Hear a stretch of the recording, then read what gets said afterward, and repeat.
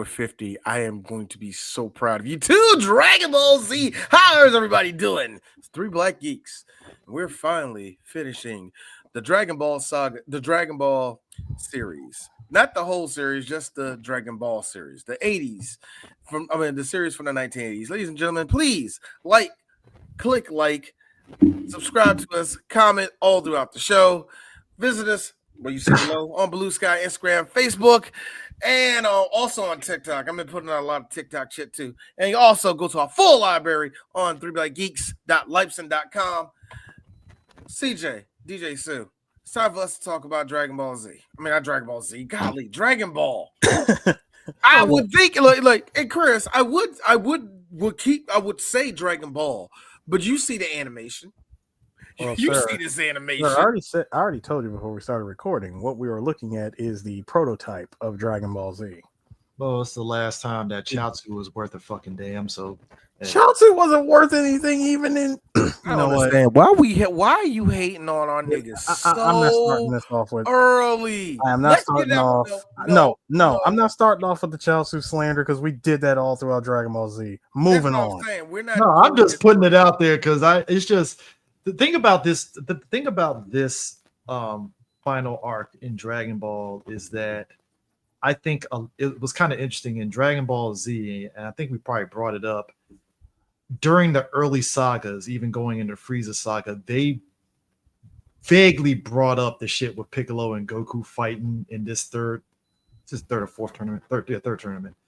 Yeah, third tournament. 23rd tournament. Yeah, they bring it up in vague ways of like.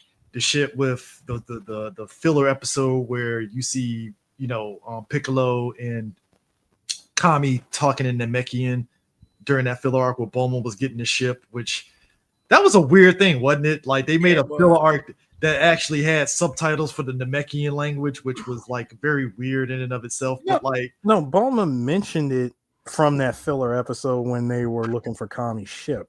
Yeah, that was the whole. But the only reason why they even put that clip in there was because the only way we can activate and control the ship is to speak Namekian.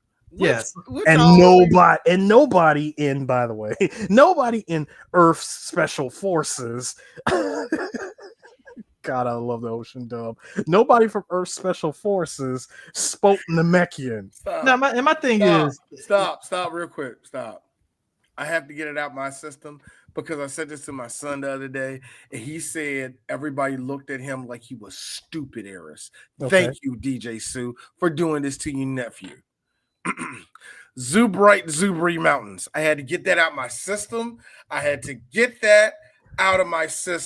Also, because of you, DJ Sue, every now and then when I get into an argument with my sons about Dragon Ball, Donovan go, Dad, do I gotta bring up Ragol 7? Yes. My son is probably getting beat up in school because he knows Ocean Group, the Ocean Group, but like Ocean Dub shit. Let me say for the record, sir, the fact that Ragol 7 was a reference to The Simpsons. I mean, but like, okay. No, it was. It really was. And it's because Funimation, moving forward, and now Crunchyroll, I guess if they ever decided to redub, have forego using Ragol 7 because they didn't want to get sued. But it's just the fact that... Are you fucking serious? I am. I'm super serious. Ragol 7 was actually a reference to The Simpsons. Mm-hmm. Because Kang and Kodos mentioned Ragol 7. Yeah, King and Kodos also kidnapped Bill Clinton and Bob Dole, so, Didn't they also have? No, they didn't have sex. They just prayed. We're through the looking glass here, people. Knew it get to The Simpsons. Anyway, go ahead. So Z would bring up this third tournament and stuff, and especially when they got to the Boo saga, they kind of brought it up briefly what happened. But like to Sue's point, this was sort of like the archetype of pre-Dragon Ball Z shenanigans because at this point. This is where you can tell which characters were starting to separate themselves from everybody else. Obviously, Piccolo and Goku being the two that separated themselves power level wise from everybody else. But like you saw potential in Tien, I ain't gonna say Yamcha, Tien, Krillin especially. But Yamcha to a point, but at that point, This was the start. This was the start of Yamcha taking forever L's. Yeah, but the thing of it is, Krillin and Tien were the two that stood out because Tien, you can definitely tell it was like, yeah, I won the last tournament, but I only won because you got hit by a fucking truck, and that was that kind of shit.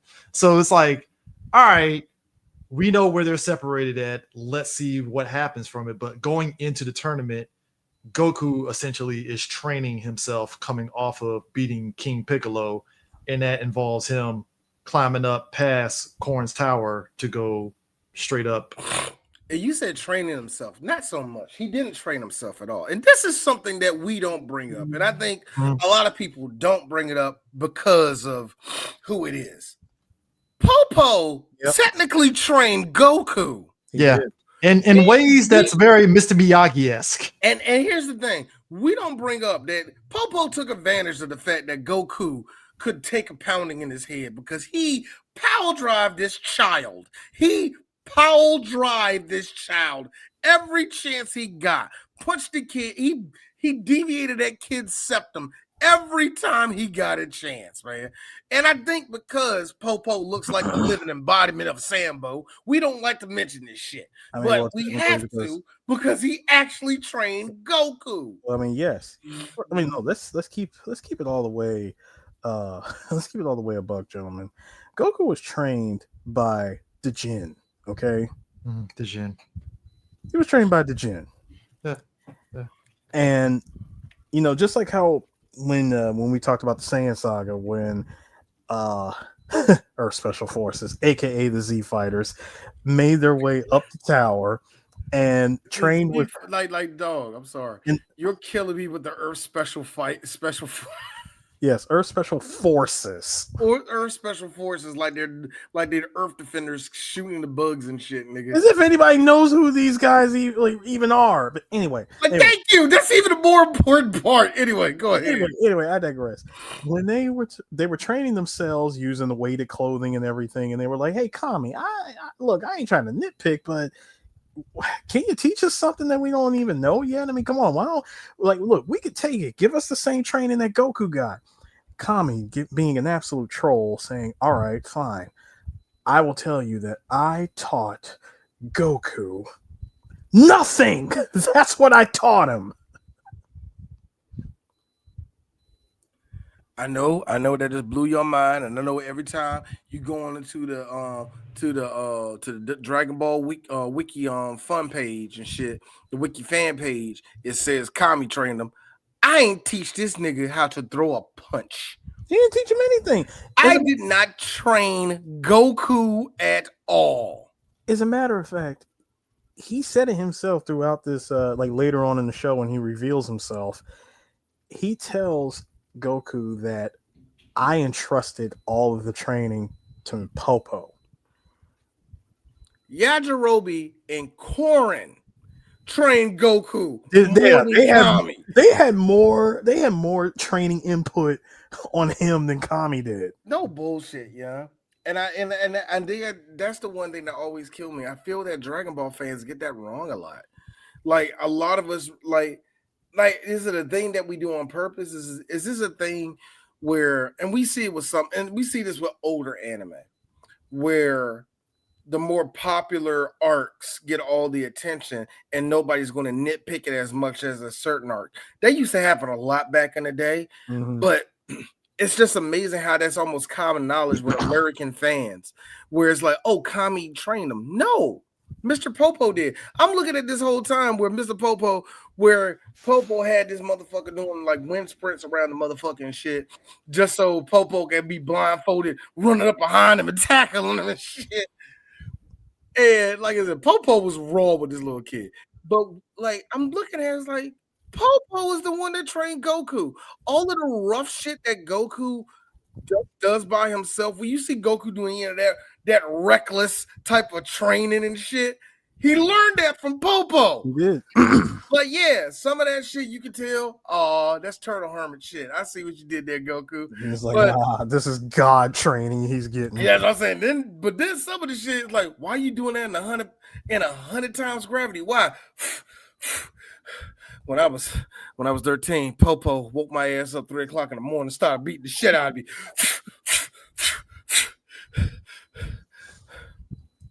And then he woke me up 3 hours later and did it again. Goku got tortured by this nigga, yo. And what was supposed to be a day off, this man gave me the Joe Jackson training where I had to move cinder blocks. I'm over here sweating. They didn't give me, he didn't give me water like that. He's excuse. Oh man, we don't get water like that up here. I gotta go all the way down to earth. I don't feel like doing that. Are you gonna give me the money? And of course I ain't got the money. I'm a kid. Anyway, but you know what got me? And it's one of the things that it's a little fact. I love that Dragon Ball fans like to break out on themselves every now and then with the power pole. Mm-hmm. Goku puts the power pole on top of Korin's built tower, and it's supposed to connect to Kami's. What gets me is all the way up there. Number one, thin atmosphere, but we're not going there. But going up that joint, Goku gets hit by lightning on the way up there and survived. And I'm thinking to myself, Goku is, he's an alien. We keep forgetting he's an alien. No, you have to put yourself you got to put yourself in the mind of 1988, all right? Mm-hmm. Around this time is either 87, 88. We just think he's just a wild boy that just survives stuff because he can transform into a great ape, right? Yeah. We don't find out for a smooth 2 more years that this dude is an alien. That's the wild part about it. That's the wild part. I was like, I'm looking at some of this shit like, yeah, he's clearly an alien. None of you know it. That's the fucked up part about it. And even look, I think to a point where Kira was like, and he came from the planet Vegeta. Yeah, it's cool. It's cool. Nah, it's that it's the Peter Griffin. It's the Peter Griffin confirmation. Quit. Did you just do the fucking thing where it's like, my name is Poochie and I'm going to another planet? No. Akira Toriyama, pretty much. I know that it's because we was talking about. It's just wild that we think we when you see Goku get shocked by lightning going to Kami's place. You forget he's an alien, but Eric's like, no, D, put in the shoes of 1988. He's just a jungle boy that just survives stuff and has the ability to turn into a giant ape. Even Akira didn't know that shit. Kira flied by the seat of his pants with everything he was doing at that point. He was like this, and he came from the planet Vegeta. No. I earned it. Look at. I earned that apple pie today. Okay. I think it was more so. I think it was more so. I know I just ended this, but I am about to start Z. And what did I just watch? Oh yeah, Superman. I know what to do. We're finally gonna unwrap the mystery of Goku. Where does he come from? And where he really came from, and how he's been able to be so strong as a kid, and yada yada yada. It took for him to animate, literally draw an entire character, name him Raditz, call him Goku's brother, even though they look nothing alike, and have him info dump everything within the first episode. You gotta think about it, Eris. 5 months later, ding, hello. How you doing, Akira? Time for Boyd Studios. I'm liking everything you got down here, but I got a question. So, what is this awesome weaponry? Awesome weaponry on Rygol 7. Yes. Take it out. That's so stupid. I don't know why you got it in there. That's just dumb. Keep it the way it is. But I like the idea of Goku having a father. Now, make sure you get all that done by the law. You got me? First of all, listen, as much as I applaud that, I'm glad that none of that even existed in the Japanese dub, the whole thing with Rygol 7 and all that nonsense. God. See, when we finally got like the proper redub from Funimation, and Vegeta went into that entire explanation saying that Saiyans have this ability to do it off rip.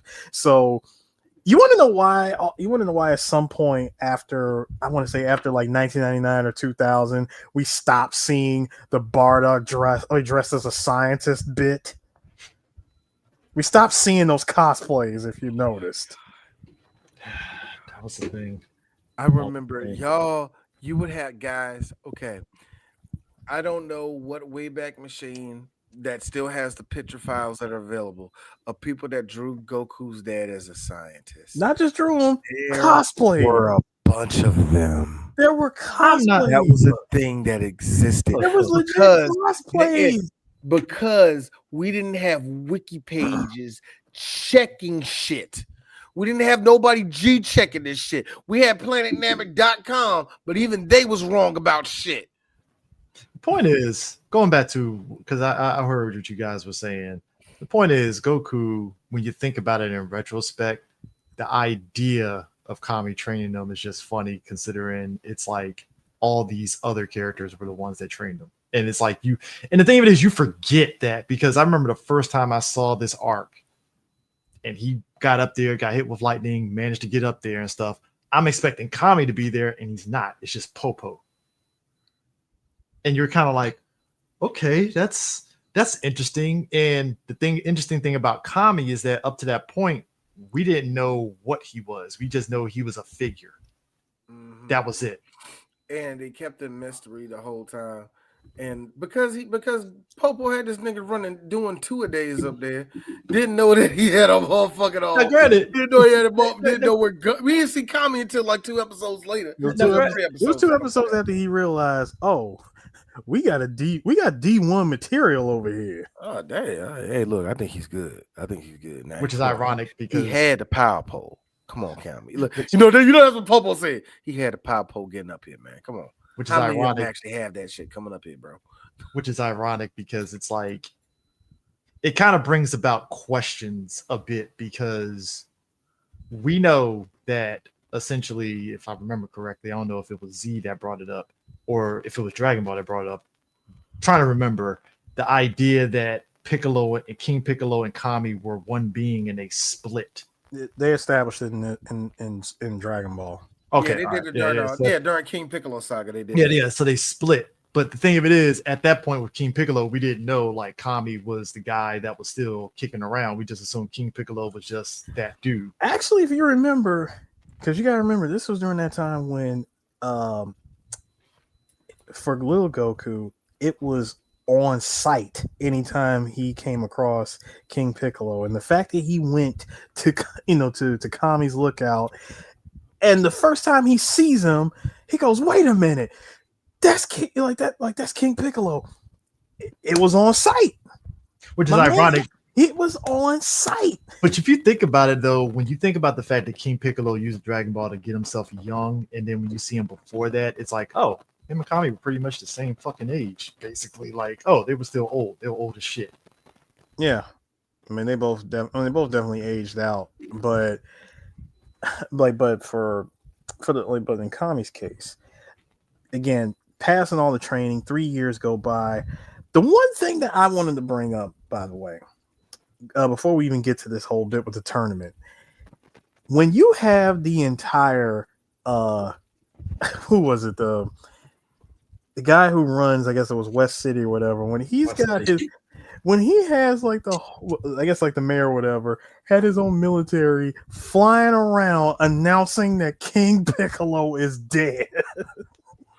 That was Mayor Fox, wasn't it? Mayor Fox. Yeah.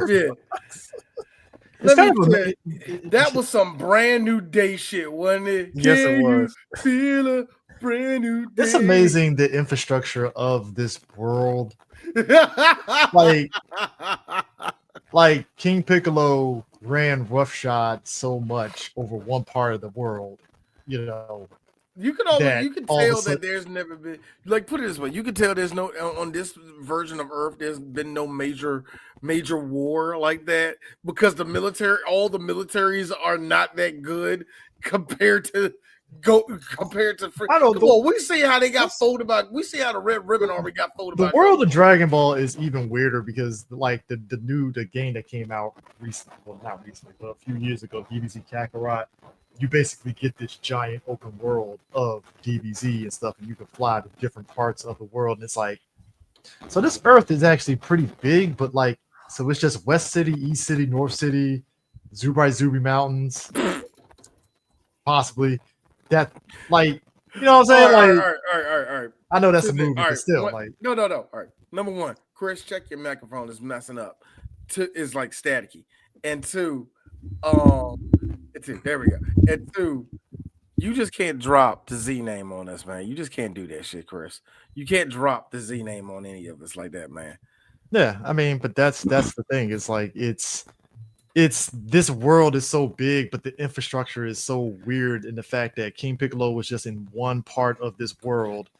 And like you said, it's this whole can you feel the brand? It's like, well, gentlemen, think about this.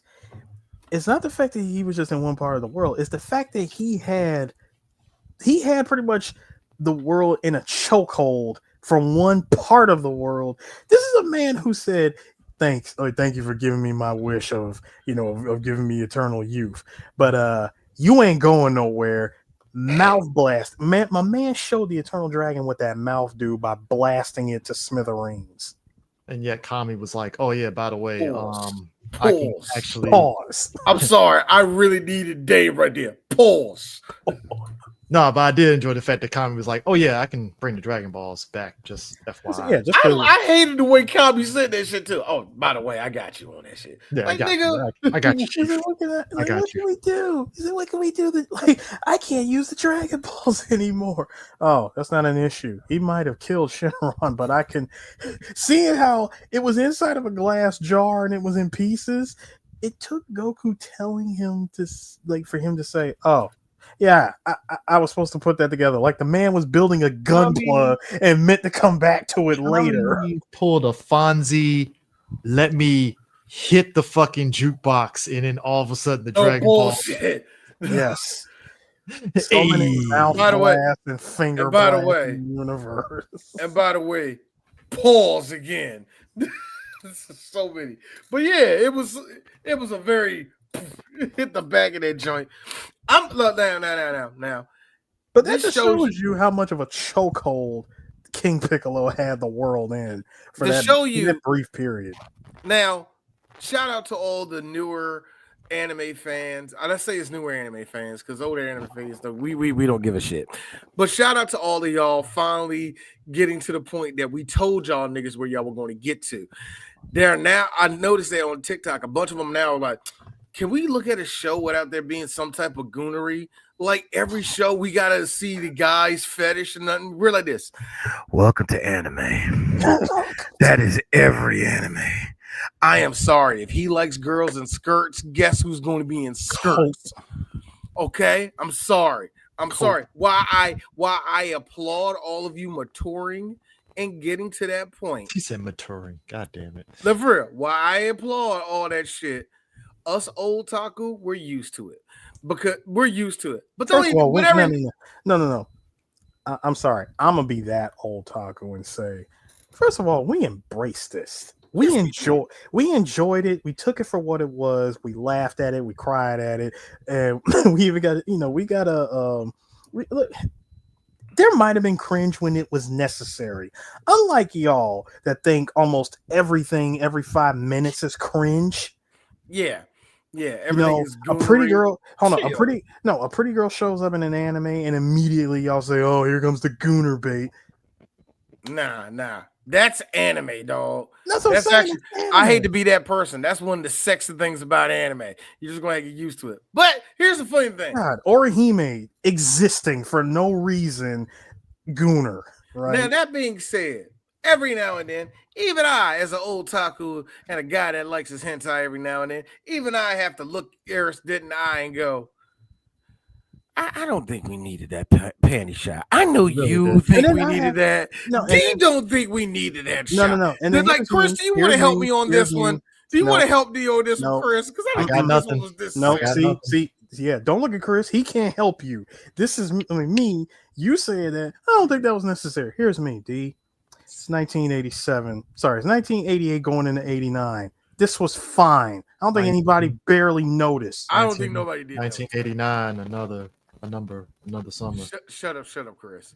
Shut up, Chris. Because I offered you a chance to be like me and Eris. It would I say you can't have fun in the reindeer games of being a degenerate. You go, why can't I be invited? Because I give you the door and you go, panty shot. I want no part of this discussion. You do that. You do. That's the shit with Bulma. the shit never just hit for me. It's like, all right, cool, but it's just like, yeah. I will say this, Bulma.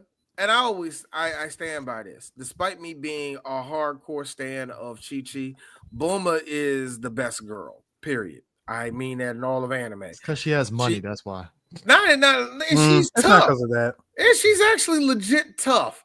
This bitch went to a whole different other planet without a gun. She's tough.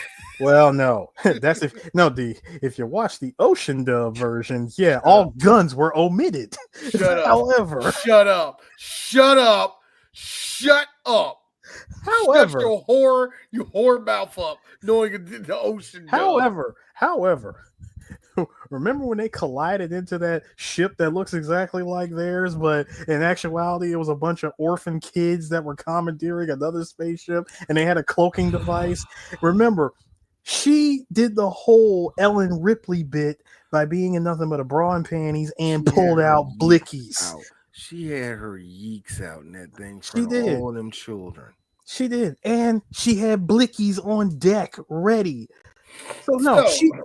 She did go to another planet with plenty of artillery, sir. But here's the thing. I'd never say nothing against Bulma, because to me she is, like I said, she's the best. When somebody say who's best girl in anime, to me it's Bulma. Nobody else. Because Bulma deserves her flowers, because let's be real, had it not been for Bulma, Goku wouldn't even be where he is. Exactly. And I also love how she is a lead in an anime, and her and the main star are the thing. Mm-hmm. I love how Goku and Bulma are actually best friends, and you can tell that they're best friends.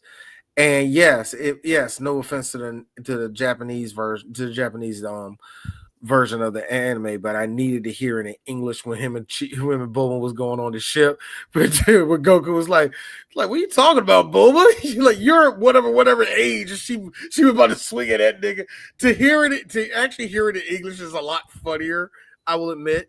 But it's real fun, because like with Chi-Chi and Goku, you can tell what their relationship are. With Goku and Bulma, it is a brother-sister relationship, and I fucking love it. I mean, consider the fact that Bulma love their relationship. Consider the fact that she was already like well into her teenage years, and Goku was a literal child when they met. And they had an embarrassing thing. Hey, Goku, remember when you slipped? You was 6 and you slapped me on my pussy. Remember that shit? Let me say for the record. I'm just gonna say for the record, Akira, you did not have to reanimate that so beautifully in Path to Power. You really didn't. Why? They reanimated it. What was the reason? What was the reason? You could have did that.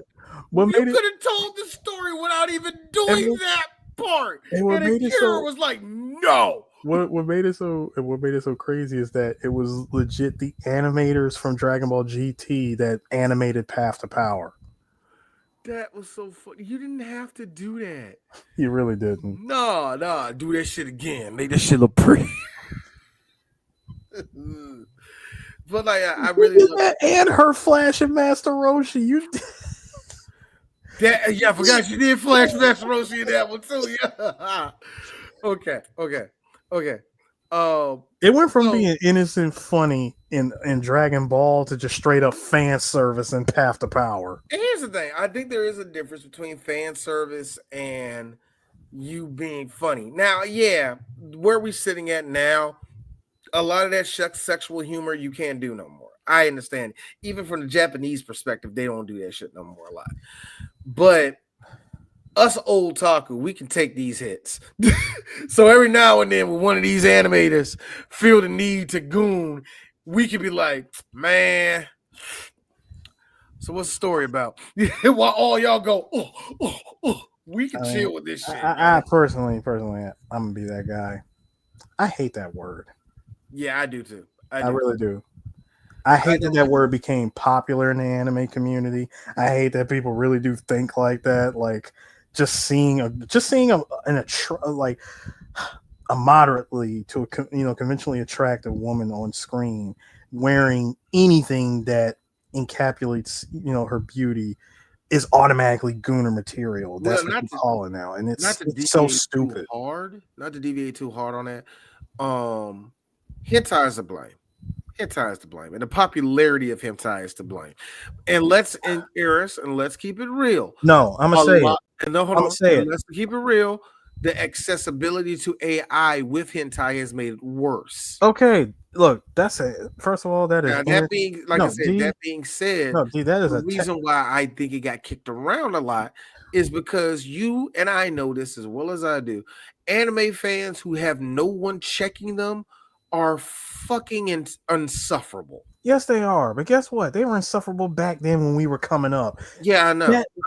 That's beside the point. That's beside the point. No, it ain't because the reason why I say that is because with the accessibility, the easy accessibility to hentai, do you know how easy it is for one of these ass niggas to start trolling a whole group with some of the Aries, you and I talk about it as a sport, but for the normal person, oh my god! Yes, we put basketball stats up. We put basketball stats up for Kasaka. You and I chuckle and at the categories at hentai, but we know some of those within some of those categories you and I won't touch, and we're like, nah. Those are for pedophiles. There's some categories. Those niggas that fuck it up for everybody. There are some categories that I have seen across the entire spectrum of genres of hentai where I go, oh, there is no God here. I say there's no God, son. Kami does not exist here. No. Why is it? It's like you're sitting there like this. Like, what's wrong? Why is it a dog? Yeah, I know, right? But they didn't give her I know a lot of you gooners. Yeah, but they didn't give the dog like women boobs and stuff like that. Nah, it's a real dog. God has left this world a long time ago, and you are just now realizing it. Anyway. But anyways, getting back to the issue with Dragon Ball.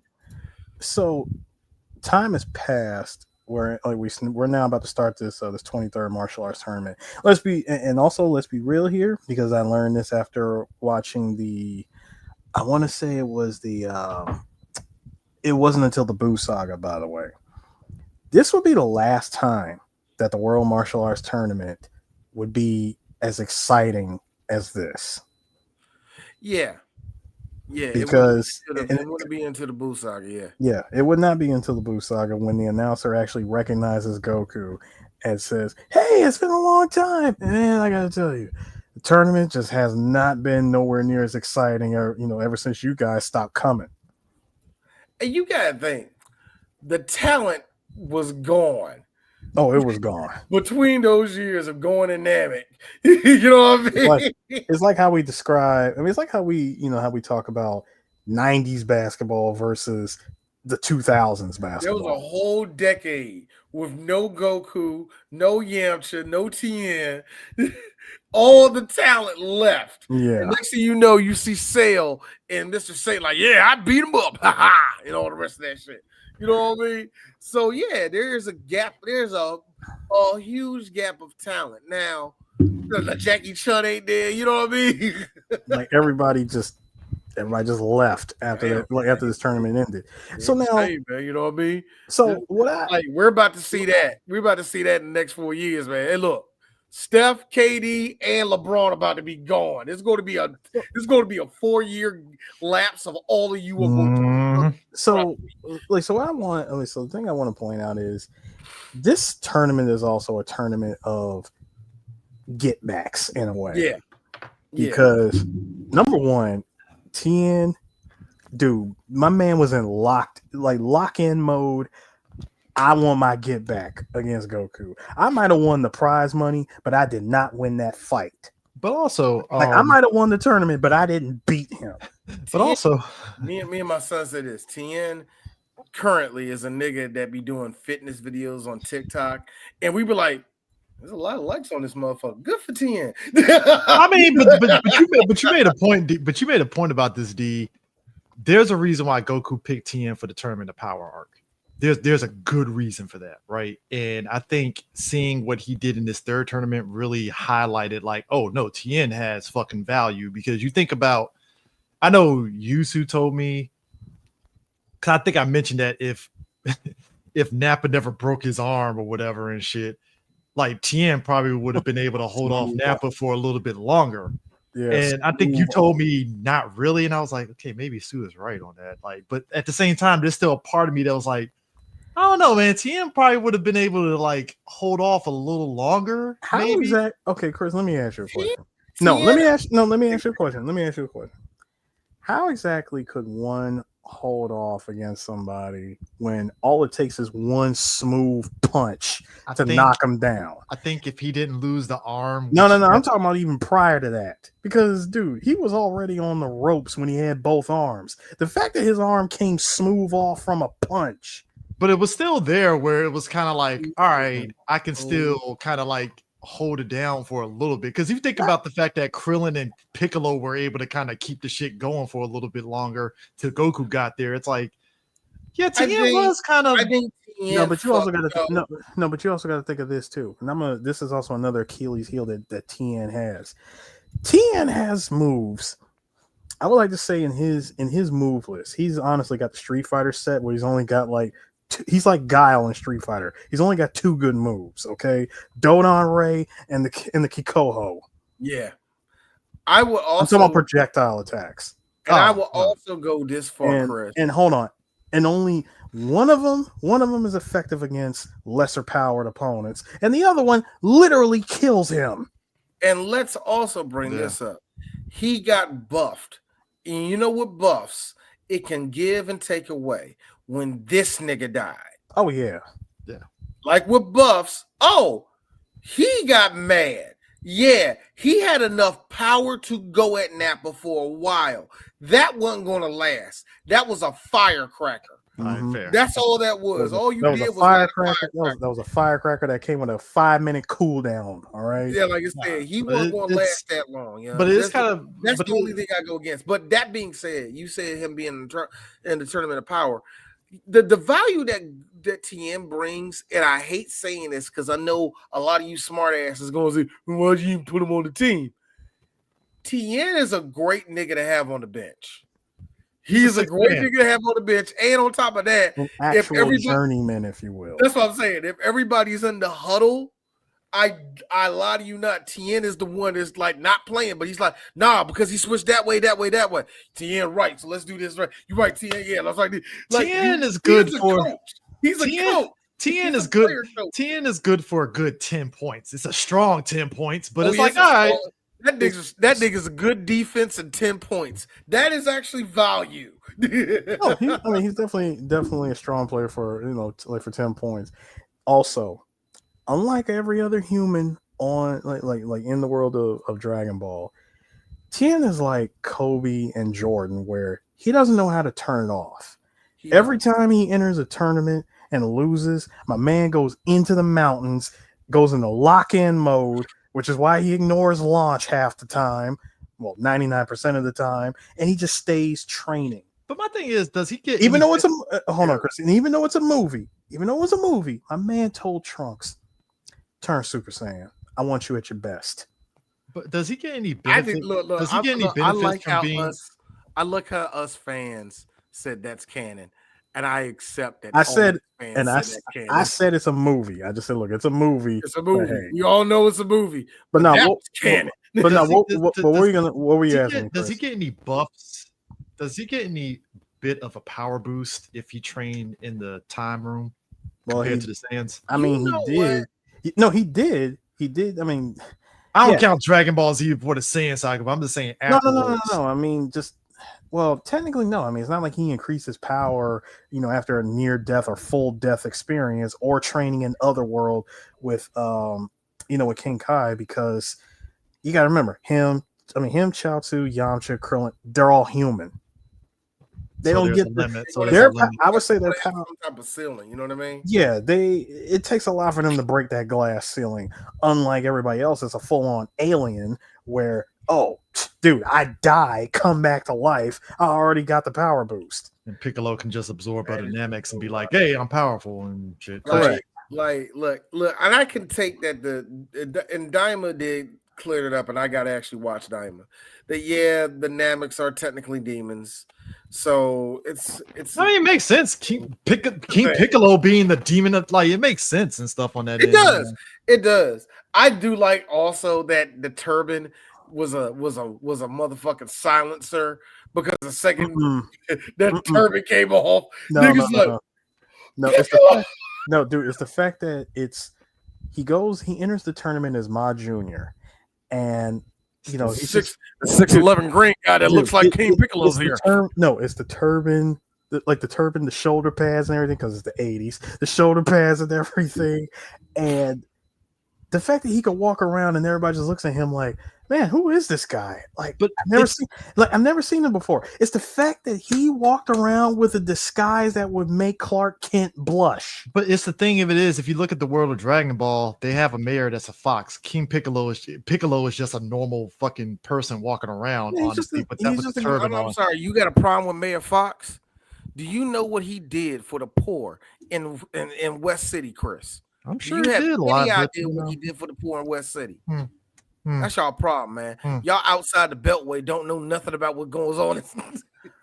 No, but it's just like Piccolo wearing a turban and everything. He's just another dude wearing a near identical outfit to King Piccolo. I also like how Piccolo, little nigga YN Piccolo, was just walking around, piecing off everybody. This scene where he grabbed the fish and killed them fishermen. I'm like, Piccolo was bodying niggas for no reason. I loved it. That kid literally, Piccolo as a kid was literally like, so they did a juxtaposition in drag. First one, that's what he was. They did a juxtaposition in this going into the tournament before that 3-year time skip, where it's like, whereas Goku is doing his adventures and training with all that, we see little Piccolo just out here being a fucking menace and learning like, oh, I know how to kill. I mean, because in a sense, while he's the offspring of the original King Piccolo, in a way he transferred all of his knowledge, essence, and whatnot into that egg. So it's like he's pretty much Piccolo. I mean, he's pretty much King Piccolo reborn. Mm-hmm. And that's something that, for Akira Toriyama, give him his respect, and he would keep it with Piccolo. He kept that up all the way until him and Kami fused up into Cell. That they really kept that storyline up. And even when you see it in Daima, how they explain about the Namecs. I'm sorry, Akira, you really did love Piccolo because he had the most sound background than everybody else. But yeah, they really kept that up, the whole thing about him being like just a pure essence of evil. So when he showed up there and everybody was like, who's that? Who's that? How can you not tell? That was a nigga floating over Central City going, you can't tell. I'll give Goku this. My man was happy that he avenged the death of all of his friends, by one-shotting the king of the Namecs with the Ozaru punch, right? Oh, you they Supermaned him through the chest, and he thought, "Hey, it's been 3 years. It's been peaceful. No, we've had no problems, no issues. I've been able to train in peace because I've been wanting to, I want to be ready for this tournament." Yeah, I wouldn't have thought about him either. I'm like, dude, I haven't thought about that guy in 3 years. But it is I kind know of I know I killed him, but like, what is there for what's there for me to think about? You ain't coming back. But it is funny, like when you see the characters meeting up with each other at the tournament and seeing how older they got, there is a measure of like, because again, for all three of us, obviously, like at least for me, well, I'll speak for myself on this. We already had watched Z at this point, so when at least for me, I watched this on Cartoon Network, and I'm watching this, I'm like, oh, this is actually pretty interesting because we're seeing the gang older now, and like Goku comes there, and it's like, oh, they're like, who the hell is this person? Oh shit, it's Goku. He had a growth spurt over 3 years, and that's actually crazy. I was a crazy one too. Crazy ass growth spurt. That nigga actually grew the fuck up and had abs and shit. Which goes to the questioning the Saiyans in terms of how quickly they grow up. Because you remember Goku coming off of the King Piccolo saga was literally Chaozu's height, and then all of a sudden 3 years later, boom, he's like fucking TN. He was about 12 when that happened, right? I would say he was around 12. No, because if it's been 3 years, he's 17 technically right now, isn't he? Yeah, around here, technically 17. around this third tournament arc, he was around. Yeah, I would say either 17, 18 at most. So if anything, his fight against King Piccolo he had to been like maybe 15. Passage of time is very weird. 15 errors. like between four, no, I would say between 14 or 15, like depending on. Yes, we know he had a growth spurt. Whatever.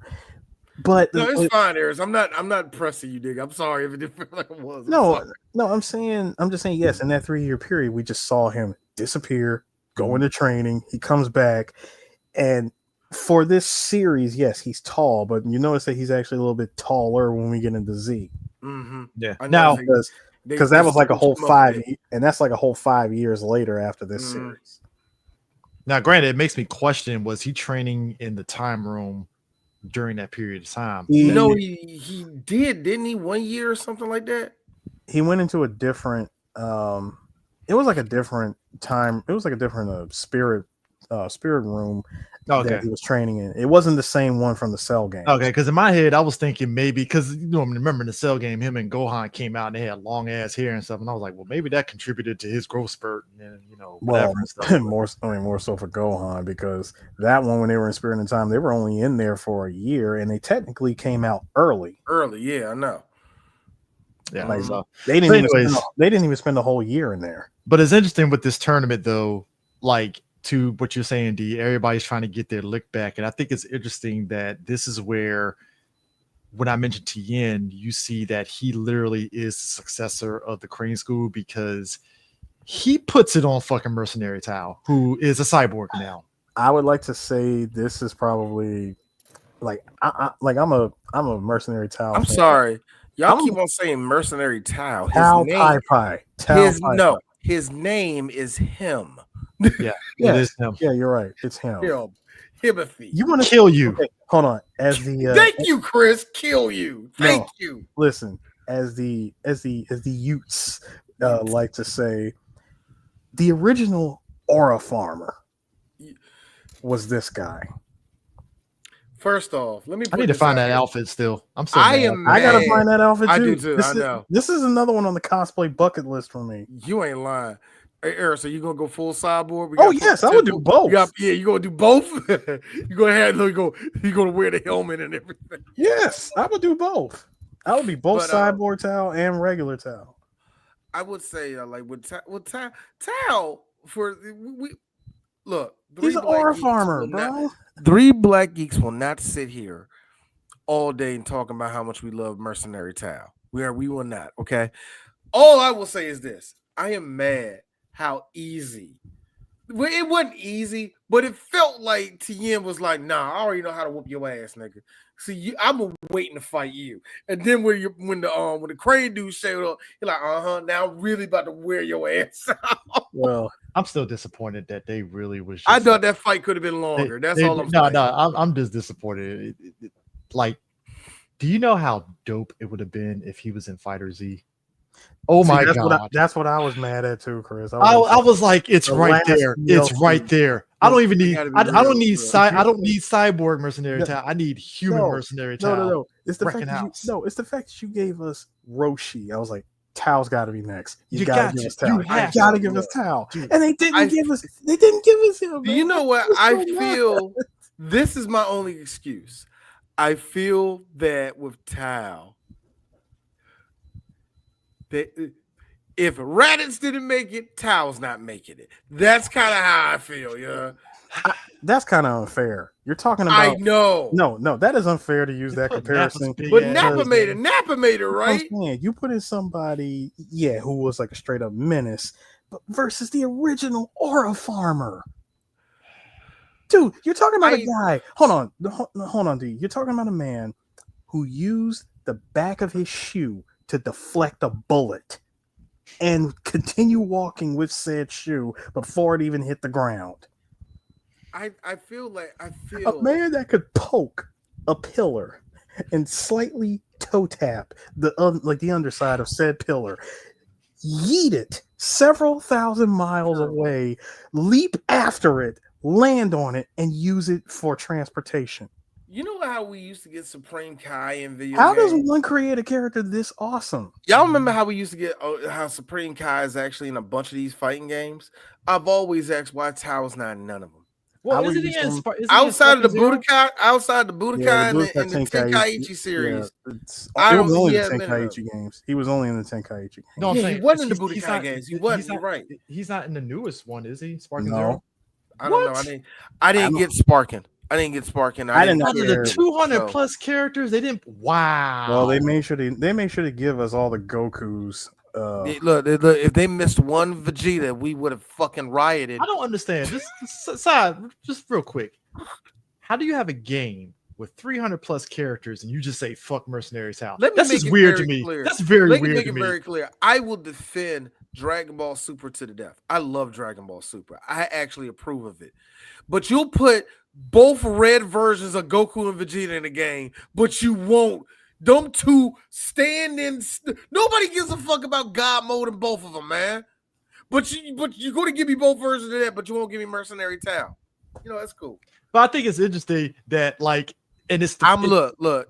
If Kui.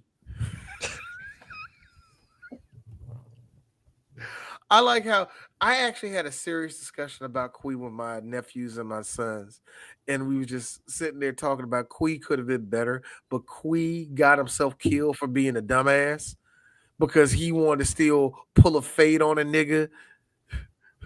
When shutting You up, won years ago. when- Why are you still trying to start shit with this nigga? when shutting up was free 99. It was free. No, and then you followed him And to then you another followed. planet. it. I was like, Kui could have been a cool character. Kui is a but he guy had to die. That's Kui- what happened. Kui only beat Vegeta the first time because he had a gun. That's the only reason why he did. I'm He had a guaranteeing you. gun. Hold on, Chris. That laser gun. Just No, Chris. I'm guaranteeing you. Chris. Sorry. I need you to. I really need you to retract that statement because those two never fought each other ever. oh, well, my bad. I guess It, that's- Wait. so Kui was just talking shit Hold and on, it never no. happened in the Is first this place. Ocean Group Strikes Again? Wow. the fight that these two had, period, was just that one So fight. just that moment, and funny enough, me and D were talking about this when we watched. So hold on, stop. They made it up. Habibi firebombing got a missile tuck. If some robbers come through, then I guarantee they give it up. But I think it's interesting because when me and D were watching the Broly movie, That came out in 97. We were And watching it's the gift that keeps giving. For but see, here's the thing. Before you said that, when me and D were watching the Broly movie, we were sitting back when Frieza had his squad and Kui was right there, just shit eating grin the whole time. I was like, yeah, this is where Kui. Chris leads over to me going, look out, you see that nigga right there? I'm like, who? Kui. And me still going off Kui. The shit eating It's Kui, grin. but it's Kui if you know the Ocean Group. Yeah, Ocean Group is cool. But I think what was funny about this shit in Dragon Ball though, right? I like how Mercenary Tao beat the fucking brakes off Chaozu. I mean, You knew it was serious when there was no pupils in this nigga's eyes. Hey, You Sue. knew Hey, shit Sue. was going Hey, Sue. down. He did. Yo, Chaozu was looking like my man from him, like this. Like, That 5-minute cooldown, bro. Over there, like I could be. Somebody took my boy from me. My best is gone. Dude, it was like watching. You got X's for eyes. What does that mean? Charlie Kirk the shit out that nigga, yeah. I mean, well, except Chaozu actually recovered. There's a big difference on that. I mean, and also, if anybody got Charlie Kirk, it was Goku. Anyway, so another guy that survived. He survived that, and that was directly to the chest, not from a distance either. Let that be a lesson to you, Christian fundamentalists. Be a Saiyan or not. I don't know. Or. Shut up. Be quiet. 3 Black Geeks will be right back. Habibi firebombing got a missile to. If them robbers come through, then I guarantee they give it. Okay, that's enough. Racism. Anyway. But nah, I like how, to your point, D, this got fucking T and angry, and he looks over and you see Mercenary Tile with them fucking just that look of like, yeah, I killed him. I heard him. Like, what you gonna do? Man, straight up just had to Philip Seymour Hoffman look. So we're gonna continue our fight or what? Philip Seymour Hoffman in Mission Impossible was great. I'm gonna kill her. I'm gonna find her. I'm gonna find her. You have exactly 10 seconds, armor shooter in the head. 10, 9, 8. Wait. You said it was in Paris. Where is it at? 6. Stressed 5. Tom Cruise is the best 4. Tom Cruise. That was some of the best. That you know what? I really hate how when Tom Cruise isn't running. No. I really hate how Philip Seymour Hoffman wasn't even acting, because we know how good Philip Seymour Hoffman is. Tom Cruise is having all of us on the brink of tears because he's acting for the first time. He's like, "You don't do it, you motherfucker! I'll kill you!" No, stop. First of all, you know that you are pure villain when you ask for specifics, when you want your answer to be direct and no repeating what you just said. No. Sue, tell me. This man earlier in the movie was handcuffed in the helicopter and was acting as though he was empowered. And Tom Cruise, like, what's your name? All right, I'm gonna find you. I'm gonna find your girl. I'm gonna kill her. I'm gonna do it in front of you. You know it's bad. He straight faced him in the helicopter. No, but what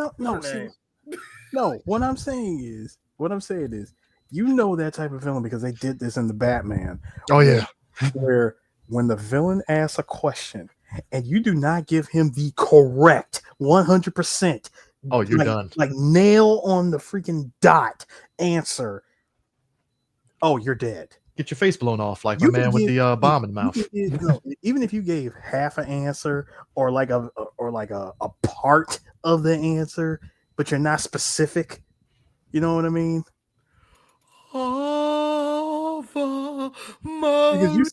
Well, what happened was because, like you said, Chris, remember what he said? He said, "Oh, you said Paris. Yeah, you said Paris. Where exactly?" Well, what happened was Chaozu answered the answer wrong and got Dodon in the face. That Dodon Ray. Chaozu probably went out there and was like, the lethality. It just got shot. You know him. No, people really do need to understand the lethality of a Dodon Ray. No, not just a Dodon Ray. We're talking, I'm taking off. It's a cannon Dodon Ray that Chaozu took. That nigga took. No, hold up. It's when the hand. No. It's when Mercenary Tao does this. Hand. when he drops the hand and you see a cannon replacing it. Also, I have a question. Who built Mercenary Tile's cybernetics? I want to know that answer myself. Scientists, was it remnants of the Red Ribbon Army that helped him? Because they look very Red Ribbon Army-esque a little bit. Like he might have got tech from Red Ribbon Army right before the army collapsed. Because Crane Master don't look like he has the funds to make that happen. A little, maybe he does. I don't know, but like I still no, because I want to know, like, dude, who built you? How did you know that still worked at the Red Ribbon Army? Thank you. Who still had a functioning laboratory to repair you? That's money that took it to build you again. Better yet, how did Goku miss this? How did he miss? Well, Like, how did he miss the Akira Toriyama equivalent of Cyberdyne systems? Well, first off, Goku is Goku. He ain't fucking Batman. If it was Batman, it's like, really, Bruce? How did you let the Joker build a whole factory underneath your nose? No, This is Goku. This is Goku. Unless it had to do news about push-ups being illegal, Goku wouldn't give a fuck. No. Dude, this is a kid who said it was on site on the Red Ribbon Army. He took down Muscle Tower and he went after the Red Ribbon Army. He pulled up on the compound, sir. Took out the entire army. A whole army getting folded by a child. I will say this though. I like think how your boy Mercenary Ty was like, so you gonna slide for your nigga? Is that what you about to do, TN? You gonna slide for your nigga? That fight was interesting until Tao, knowing that he was outclassed, was like, bet I'm gonna get disqualified, but I don't give a shit. Knife, bitch. Blade. The man pulled out the blade, and that's where Tien got his famous chest scar from. That stayed with him for life. No more taco beat on the chest anymore. No hamburger meat. No hamburger meat. Launch was like, shit, now he more sexier. I've always asked the question every time I saw that blade come out. I was like, dude, what level craftsmanship was that blade to leave a permanent scar like that? Nah, man, he kept him deep, man. That was pretty deep cut. That was a deep tissue cut right there, bro. I mean, that is not even a sensu bean could repair that cut. I mean, seriously, when a sensu bean doesn't even heal it, nothing. Hey, I'm stuck with this for life, huh? You know that nigga TN went up to Corn's tower. Here's Corn. Yeah, I can't do nothing about that, man. See, it's already set in there. If you came to me when you got the scar before it healed, we probably could do something. No, you can't heal a scar. You can't. Not in that way. The tissue already healed over. A scar it's already healed over, TN.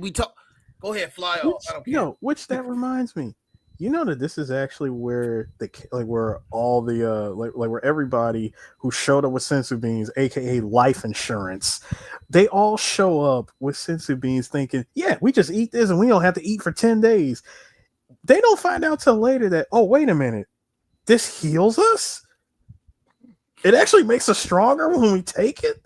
Well, look, I think it's who knew? So another thing that happened in this tournament, because it was funny as shit, because Tien beats Mercenary Tao. Mercenary Tao tries to do the super Dodon Ray, and Tien just screams and yells, and it just dissipates, which is fucking hilarious, honestly. Not just dissipates. Dude, no, it was not even that. The fact that he was able to spin the block on Mercenary Tao, judo chop him, and knock him out cold.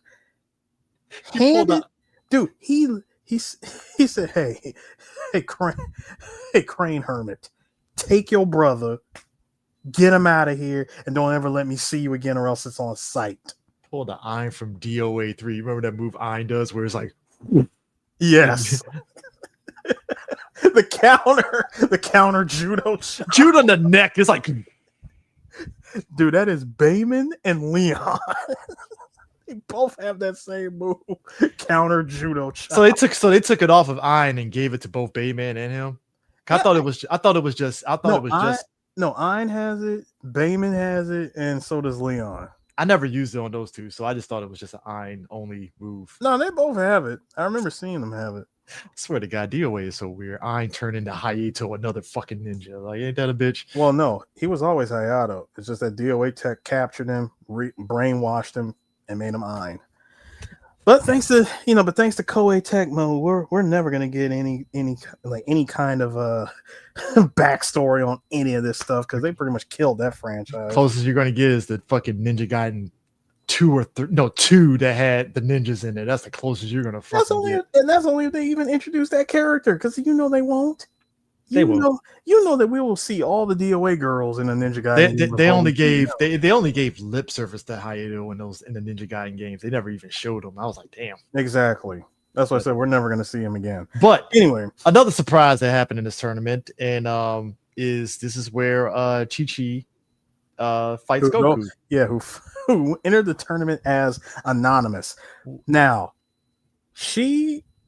when she first introduces herself, she expects Goku to remember who she is. Bear in mind, they were both kids when they when they met each other the first time. Seeing how they're pretty much late teens going into adult early young adults. Goku's like, I'm sorry, do I know you? I never met, I don't remember you. I never met you before. And she just let him have it, calls him an idiot, walks off, and said, hey, okay, gloves off. I'm about to run this fade. And it's an interesting fight because this is one of those situations where people tend to forget Chi-Chi was actually a pretty decent fighter in her own right. Oh, yeah. I mean, still is. Remember, she trained her youngest son. Yeah, so she's so it's kind of interesting when you watch it. Like Goku is looking just befuddled and confused and dodging her whole thing and stuff. And then she was like, so if I beat you, you'll tell me who you are? Yeah, all right. Like, oh, Yahoo! It is forced air. And then it's like, oh shit, it's Chi-Chi. And I like how everybody's like, Chi-Chi, son of a bitch, it's Chi-Chi. Out of everybody, Oolong was the only one who figured it out and said, wait, y'all really don't know who that is. Okay. I mean, the Goku thought marriage was food. Ain't that a trip? No, a bride. A bride. He thought a bride was something that you're supposed to eat, and I'm like, I mean, yes Goku, and no. Yeah, I was gonna say, look, Goku. I mean, depending on your circumstances, depending on you're gonna be eating, all right. Yeah. Depending on your culture, I mean, it kinda just not the way that you think. I mean, but I will give Goku. And I did like the ocean version. I mean, no, sorry, not the ocean. I did like the Funimation version for this when he's like, sorry. Sometimes my brain, makes me say things that I don't even know what I'm saying.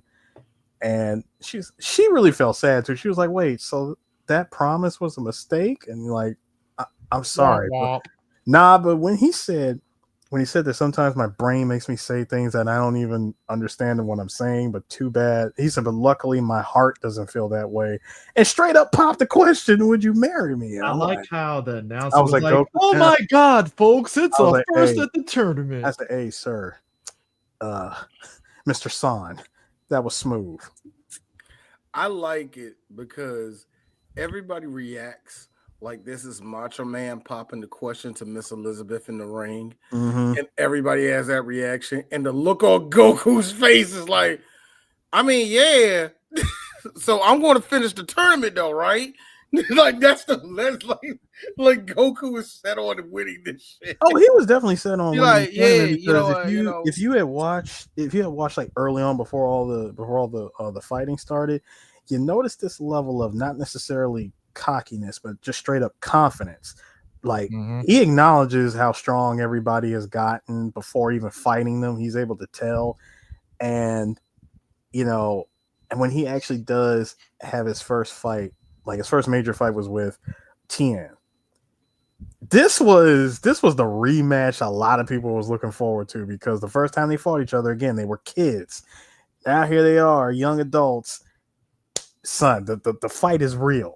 I mean, but here's how real it is. It's so real for Tien that he really thinks that he has a shot of actually taking him down. He pulled out some he pulled out some techniques which we see in Z that other characters use, like the multiform. Yeah, the multiform, which you come to find out. In multiform, it actually cuts his split your power in quarters. Yeah, it splits his power in quarters, which is why for 4 of them. So it's like, dude, so you're literally fighting me with 1/4 your power. Yeah, and like it's kind of interesting because like that was the funniest thing. Like if you never saw Dragon Ball, would you watch Z and you see Piccolo and Krillin use that same technique against Nappa, and Nappa just fucking bats that shit back at their ass. It's like, oh, that's why. So that's why they never use the multiform again. It gives the illusion of power, but it's like, But the only one who actually pulled that off, you're muted, D. The only one who actually pulled that off, by the way, was, no pun intended, Perfect Cell. Yeah. But that's still the rules still apply for that shit. The rules still apply, but you gotta remember this is perfect cell. It's perfect cell though. It's more made for confusion. It's made to be confusing and it's made to be disorienting for the fighter. You know what I'm saying? But yeah, the whole fight with Goku and Tien, what I really liked about it was, it had like a big fight atmosphere. And that's really the thing that people love about tournaments and anime is that there's an atmosphere of this a big fight sometimes if it's done real. And this was, and the one thing I did like about the fight though was that it was going all right. It was a good back and forth. And Goku was like, time out. This nigga starts taking off his shirt, taking off his shoes. Yeah. When he said, hold up a minute. Chotomate, if you will.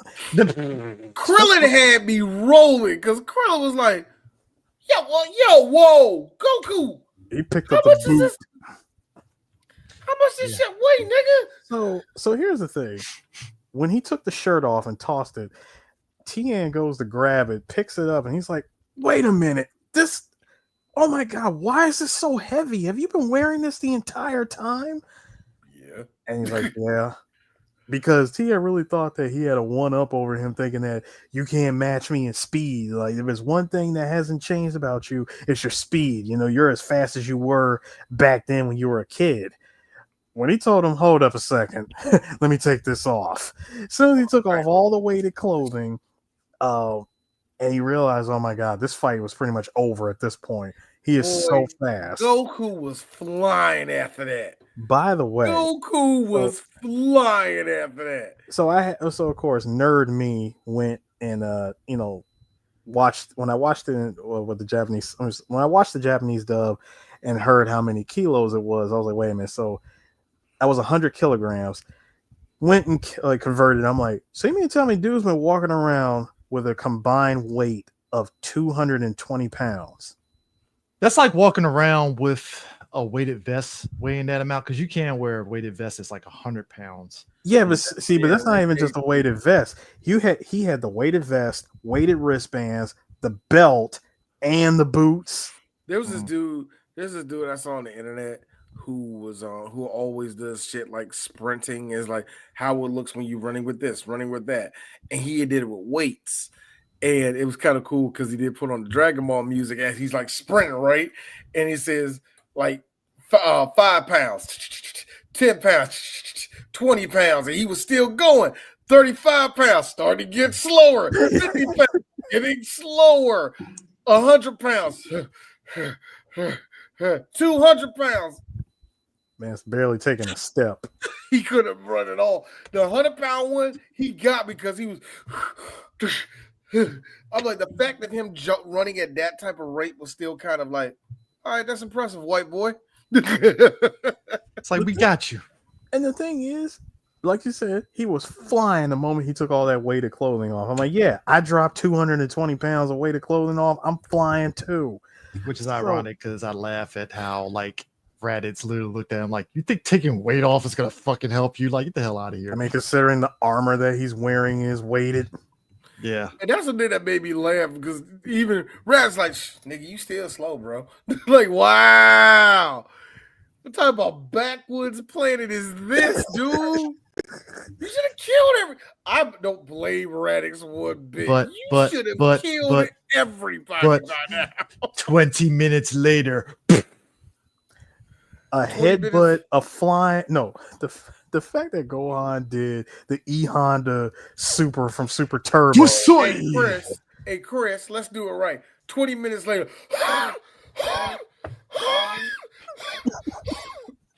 All the air out of his mouth, out of his body. Just who the fuck is this? Who the fuck is this? Who the fuck? Oh, you were saying. He's like, I'm about to fuck all y'all niggas up. I'm about to fuck all y'all niggas up. Hold on, give me 2 seconds. Like all the wind he thought he owned was gone. Oh, fuck all y'all. No, for real. Hold on, nigga. This is my nephew too. He kicked the shit out of Gohan. So, your nephew after me, nigga. So hold on, Harris. Hold on, Harris. Nah, I ain't bleeding. So, let's get this. So after after he took the weighted clothing off and he fights Tien and the fight ends like that, even Tien said, "Look, I know y'all. I know everyone's willing to say that this was a good fight, dude. I had no idea how on a completely different level.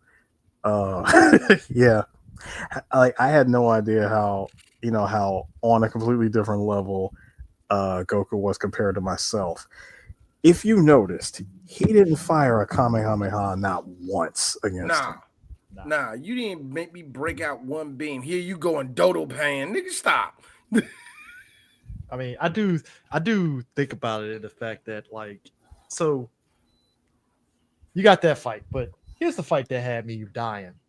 So Kami at this point, he took over the body of a nerdy white guy. Just a weak human, if you will. Nah, not a white guy. That's a Japanese man. Well, Japanese man, sorry. With a Charlie Chaplin mustache, not a dictator mustache. It's more of a Charlie Chaplin. But it actually took over who it is, too. Took over his body and made Tien look like an idiot. And that's on top of the fact that Tien showed off the spirit ball technique. Which was cool. Was very cool. You know the last time that thing is ever cool? In Dragon Ball Fighters. Tree of Might. And then my man sat there and said,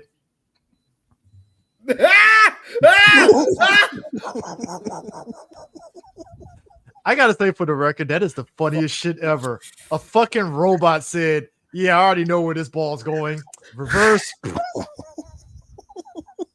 Like, we're not doing this shit. Man broke out the afterburners to duck that shit. That's sad. That's sad. This is why Trio Might is so weird. It's like, let me get this right. Goku had a twin brother that just knew all their techniques and just had a bunch of grunts that knew. All right, cool. No, sir. Okay. The one time I'm gonna tell you to not look at the ocean dub, okay? I know. It's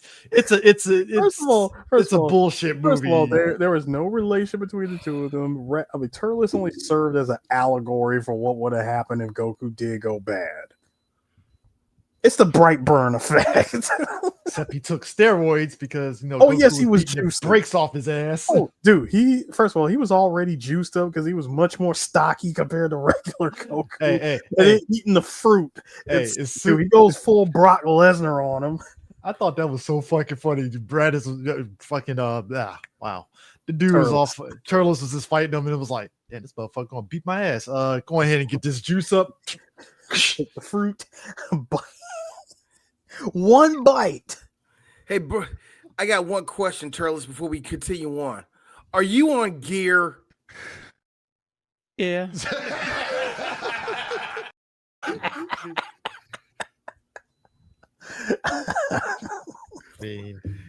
Look, and that's the fun part.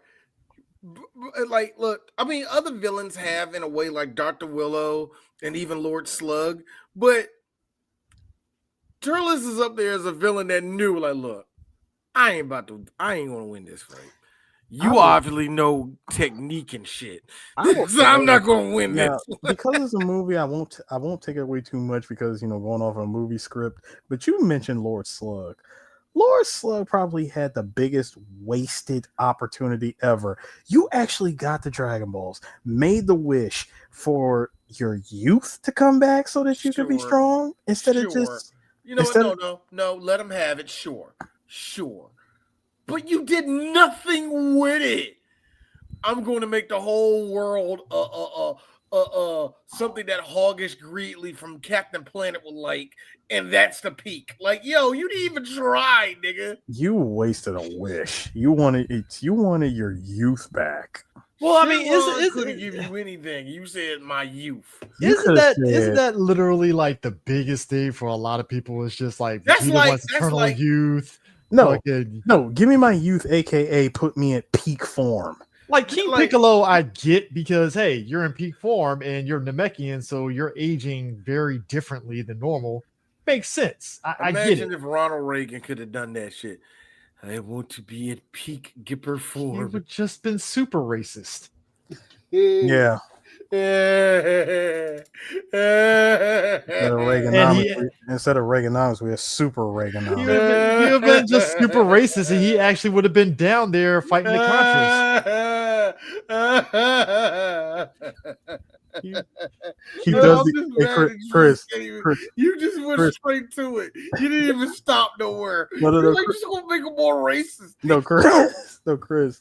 When they stormed the Capitol. Hold on, Chris. When on January 6th, when they stormed the Capitol, he does the MCU super landing and comes in. Here's the sick part. There is something funny about how there are some Republicans that looked at January 6th like, the fuck is this? Like, and I'm not even talking the MAGA Republicans, I'm talking about the old school Republicans. Is like, the fuck is this shit? Boy, that was their platoon moment. That was their 9/11.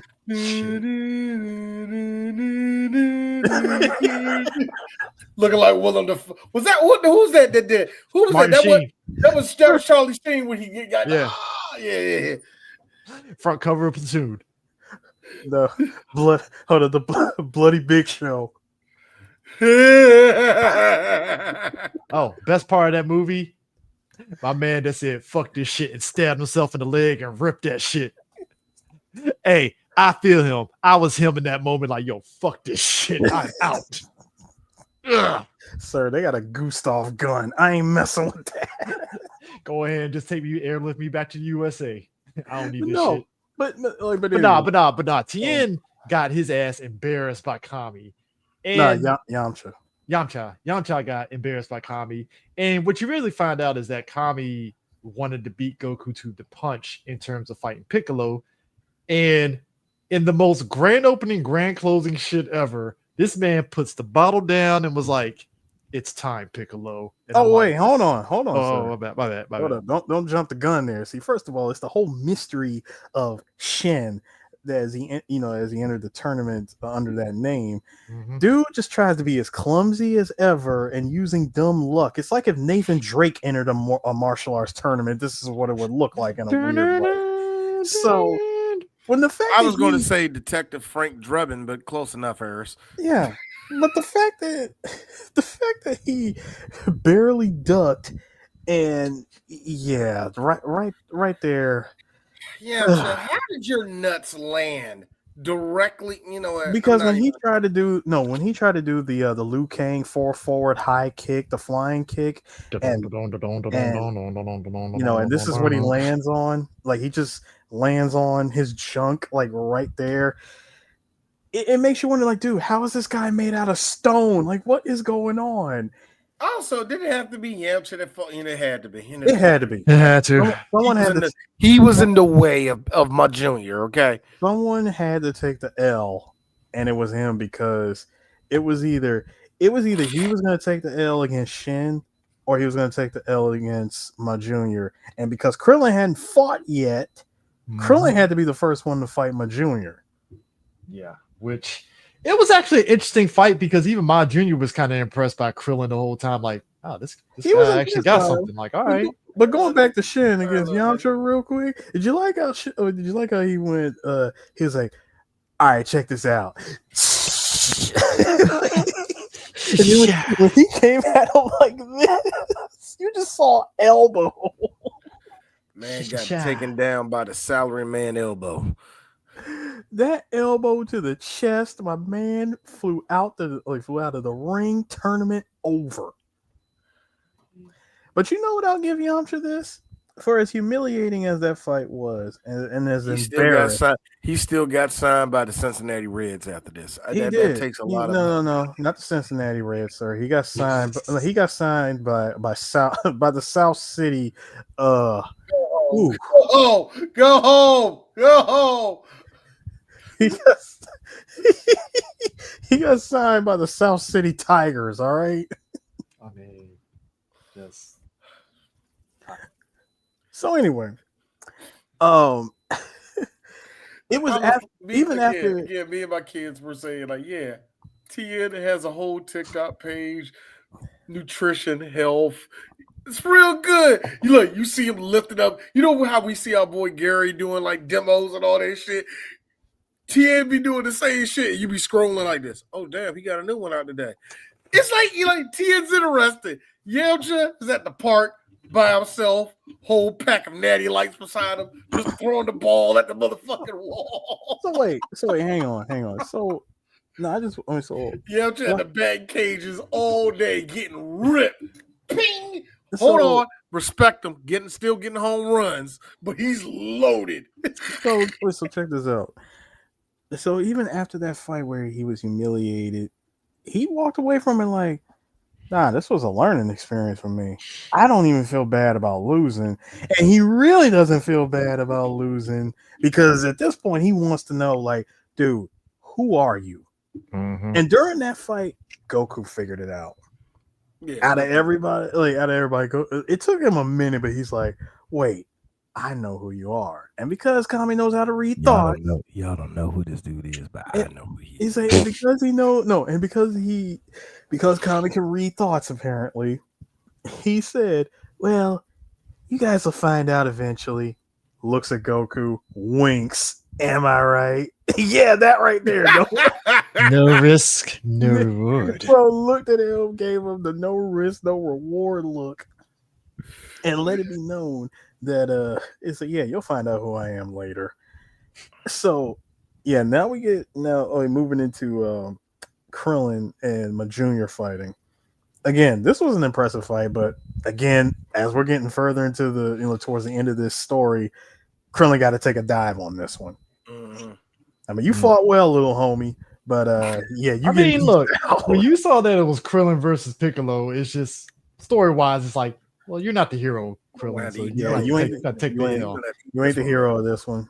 This is the one where all Z fighters are taking L's. Like everybody's taking an L up until the final fight. But he didn't lose as bad as I initially. When I remember initially watching this, I was like, yeah, it is not as worse as you remember it. Yeah, I know what you're talking about. Yeah, I was like, oh, Krillin put up a fight. He just lost regularly. It's like, oh, okay. I mean, he just lost on general principle. Yeah, it's just you ain't the guy. You in the way. You ain't him. It's like you in the way. It's like you're not that guy, You're not that guy. I'm just gonna pick you up and drop you right here off of the ring. And that is it. It's like we're taking you to the edge, and you next get thing you know, then you have Shin, you have Kami and my junior. Here's Kami. Get in the flask. Kami the whole time. Get inside this. Get in the flask. Get in the goddamn flask. Like when he looks at him and he was able to figure out who he was, he goes, yeah, I came down here because I have to stop you. And when he pulls out, all he did is, you recognize this? Puts it on the ground, pops the cap open. And he goes, is that a containment? Hey, look. And the award for best acting goes to Ma Junior because the way he freaked out, and then all of a sudden was like, you really think that bullshit was gonna fucking work? No. Bro, my man first said, bitch, Mafuba. My man hit him with the Mafuba, and dude, he Uno reversed him and said reverse Mafuba. And I like how Kami was like, shit, nope.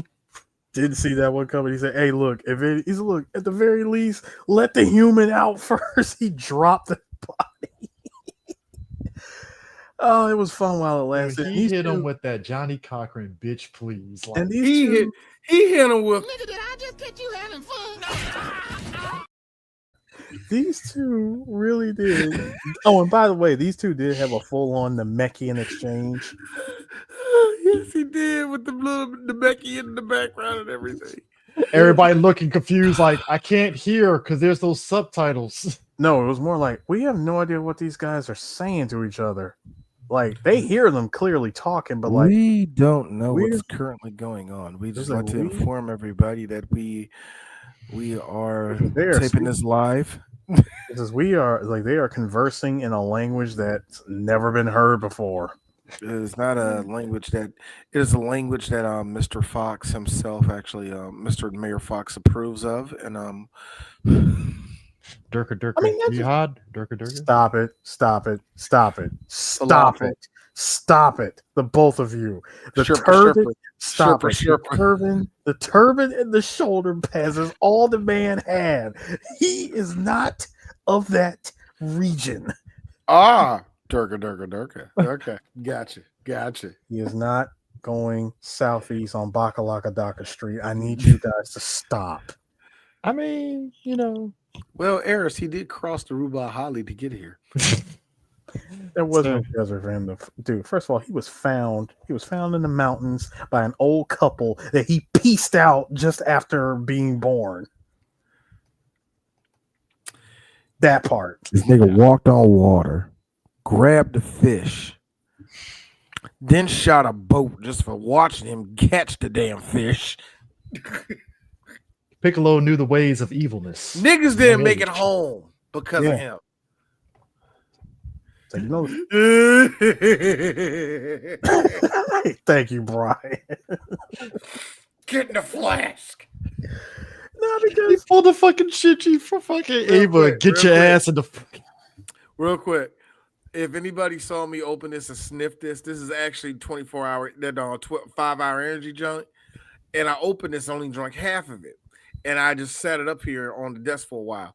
Now I know for a fact it's red. I open it up and it's a yellowish color. Ooh. Yeah. That's probably all I can say. Yeah. Probably still potent. Shake it up a bit. Actually, I'm too scared too. I think if I drink that, I am up for 24 solid hours. Kami literally looked Piccolo in his face and said, "Get your ass in the Gundam, Piccolo." Get in the car. Oh, there is one thing that we did not mention. And we need to mention him because if we need to mention that Popo has helped train Goku, this other man helped train Goku too. And he showed up in a mask, ready for action. Yajirobe, I gotta say, nigga, the fact that I don't now he's in Super, but I haven't seen you in Super. And it's just like, I'm glad you're still around, Yajirobe. That's what D's saying. I'm glad you and Corrin are still a happy married gay couple. I love you too. I would say, if anything, the way that Yajirobe moved throughout this tournament, he went about it like he was at a Diddy party. He just came for the food.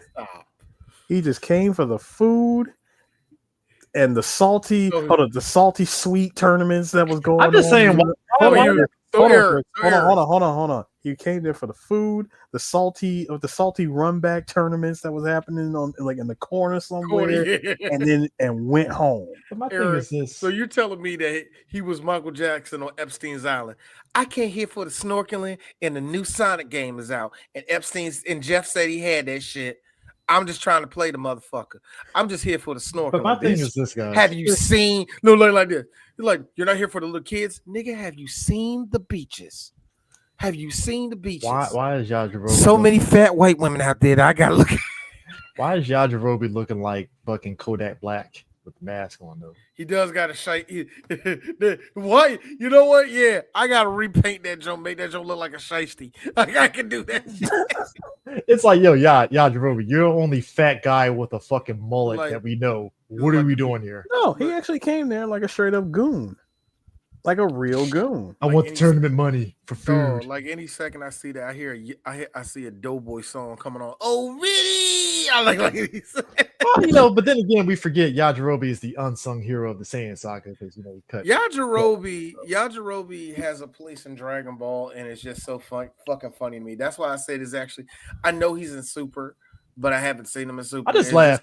It is always funny when you look at Super, you see some of the people's like, I haven't seen you since Dragon Ball. So Akira had to be reminded you had lived, right? Like, how did you make it in here? We talked about in the King Piccolo episode.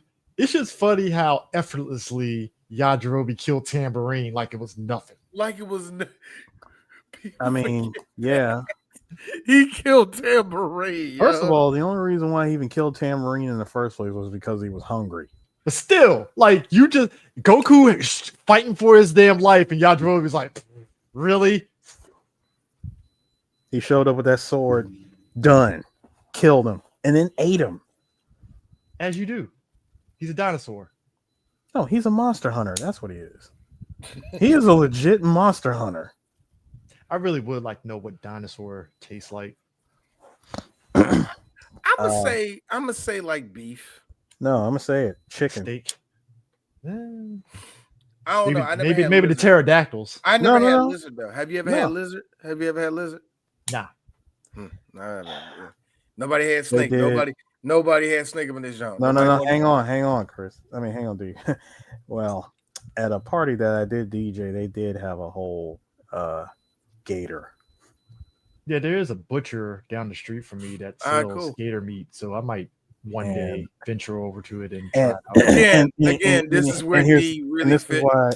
This is why I said for dinosaur chicken. Very gamey chicken, but chicken nonetheless. Yeah. All this talk about meat is the reason why D is going to make sure the clip of game going pause is going to be up here. Because Lord, we just talked about meat. Like, ever had that type of meat, man? No, man, that meat kind of strange.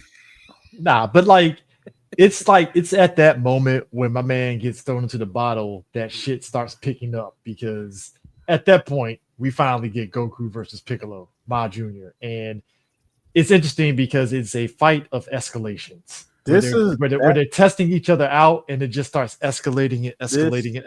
This image right here is like probably one of the most famous images in Dragon Ball. He put his whole fist in this. The entire fist in the stomach.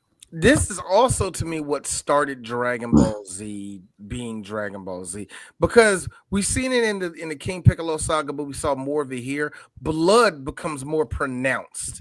Mm-hmm. And that's another thing. Blood spitting, like you said, a whole fist disappearing inside of a person, and it ain't a porno. You know what I mean? Which by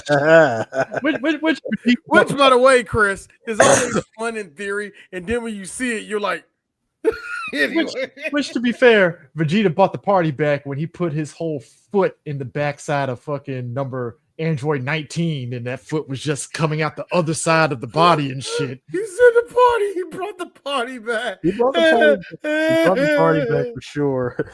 It basically showed what a real foot job is. Yo, why be my son making fun of? Speaking of 4-star shit, size 9. Nikes. Anyway, Nike. Nah, that was a whole Tim boot. So me and my son ain't shit. Imagine, Yamcha just won the World Series. Yamcha, you were gone for 2 years from baseball. Where you been? Yamcha quiet for 2 seconds. You just seeing the fist go through his chest. Well, I was dealing with an injury. What happened? Was it chest injury? off in the background. Hi, Hitler. What? First of all, no. See, he would never bring it up. There were no witnesses. Yeah. No, that's what I'm saying. Yamcha was gone from the game for a year, and they asked the question, "Where you were? Like you just won the World Series. Where were you a year ago?" I was dealing with chest pain. Nah, I get what you're doing. I'm just my girl just got my best friend just had a child. It's a lot. I was going through a lot in life. No, D, I get what you're saying. I'm just saying, if I was Yamcha and having what happened to me, where I literally got Heil Hitler through the chest, I would have taken that to the grave. Nobody would know about it. You ain't lying. Also, nobody lied there. No one will ever know about this. Energy stolen. Hi, Hitler through the chest. Yes. Y'all ain't gotta know that shit. Y'all ain't gotta know that shit. Don't nobody need to know about this. Man, I was out with my friends, bro. That's what he probably said. Errors. Yeah, I'm just getting like the flashback every 5 seconds in his brain. Yeah, man, I was just hanging with my friends. Like to give a shout out to my man Goku. I like to holler at his son Gohan. Hey, yo, Boomer, I still got bitches though. Ha ha. Yeah. Like this. So yeah, you was holding your chest. What you trying to say? I mean, yeah. What about it? Like I said, is going to the Hall of Fame, and he deserves to be in the Hall of Fame. But we know who the real Yamcha is. We already know who he is. Like I said, gentlemen, Batman couldn't beat that information out of me. Look, Harris, I got a question. Exactly. Yamcha already goes through enough embarrassment in life. That is enough. That is more embarrassing. Like for one lifetime that I ever needed. No. So ain't nobody gonna know about this. So me winning the World Series of the World Series equivalent in this world, and you telling me where I was gone for that year and a half, I'm not telling you shit. You ain't lying. You wouldn't need to know that. All I got to say is I was meditating. I had to spend time on myself. My friend just had a baby. We went through a really nasty breakup. And, I had actually, that shows you that Yamcha will talk about that. But won't talk about the whole of this shit. I mean, Negro, would you? Oh, Lord. Anyway, that's enough. No, seriously, would you? That was a terrible day. A horrible day. Bro, that was bring the child up here. Sir, just gonna rub that in my face. Sir, that was day 1 when they arrived in the first hour. Just gonna bring the baby up here. Like, oh, this ain't your baby. Hour later, I'm over there dying. Anyway, but this whole fight, it's literally like bleeding in and out of my chest. You think about the fact that Goku had time to watch Ma Jr. versus Krillin to kind of get a read on Ma Jr. And then the opposite with Ma Jr. watching him fighting Tien, and they kind of get an understanding of where they sit at. And it's clear because you think even Roshi brought up, I think Ma Jr. Goku, they're like one of the top powerful people at this moment. Yeah, baseball. First of all, they really bring that to presence that the strongest people, two strongest people in the world. No, you already know for a fact that you are pretty much in the finals when instead of just hanging backstage with the other fighters to watch the tournament, no, you decide to be pure villain, pure Black Air Force energy, and you want to sit above, like sit on the roof of another building. Type of nigga shit was Piccolo on? No, seriously, when you are doing this from up top, just looking down, watching the fight. Piccolo, it's weird. It's weird how as Black people we sit there and say, okay, the Saiyans are black, but then the Namekians are black because of how Piccolo operates. It's very confusing sometimes. No. Piccolo is the black one. I'm just gonna say that for the record. Out of all the Nameks that we've seen throughout the Namek saga, Piccolo and Nail, they're the only black ones.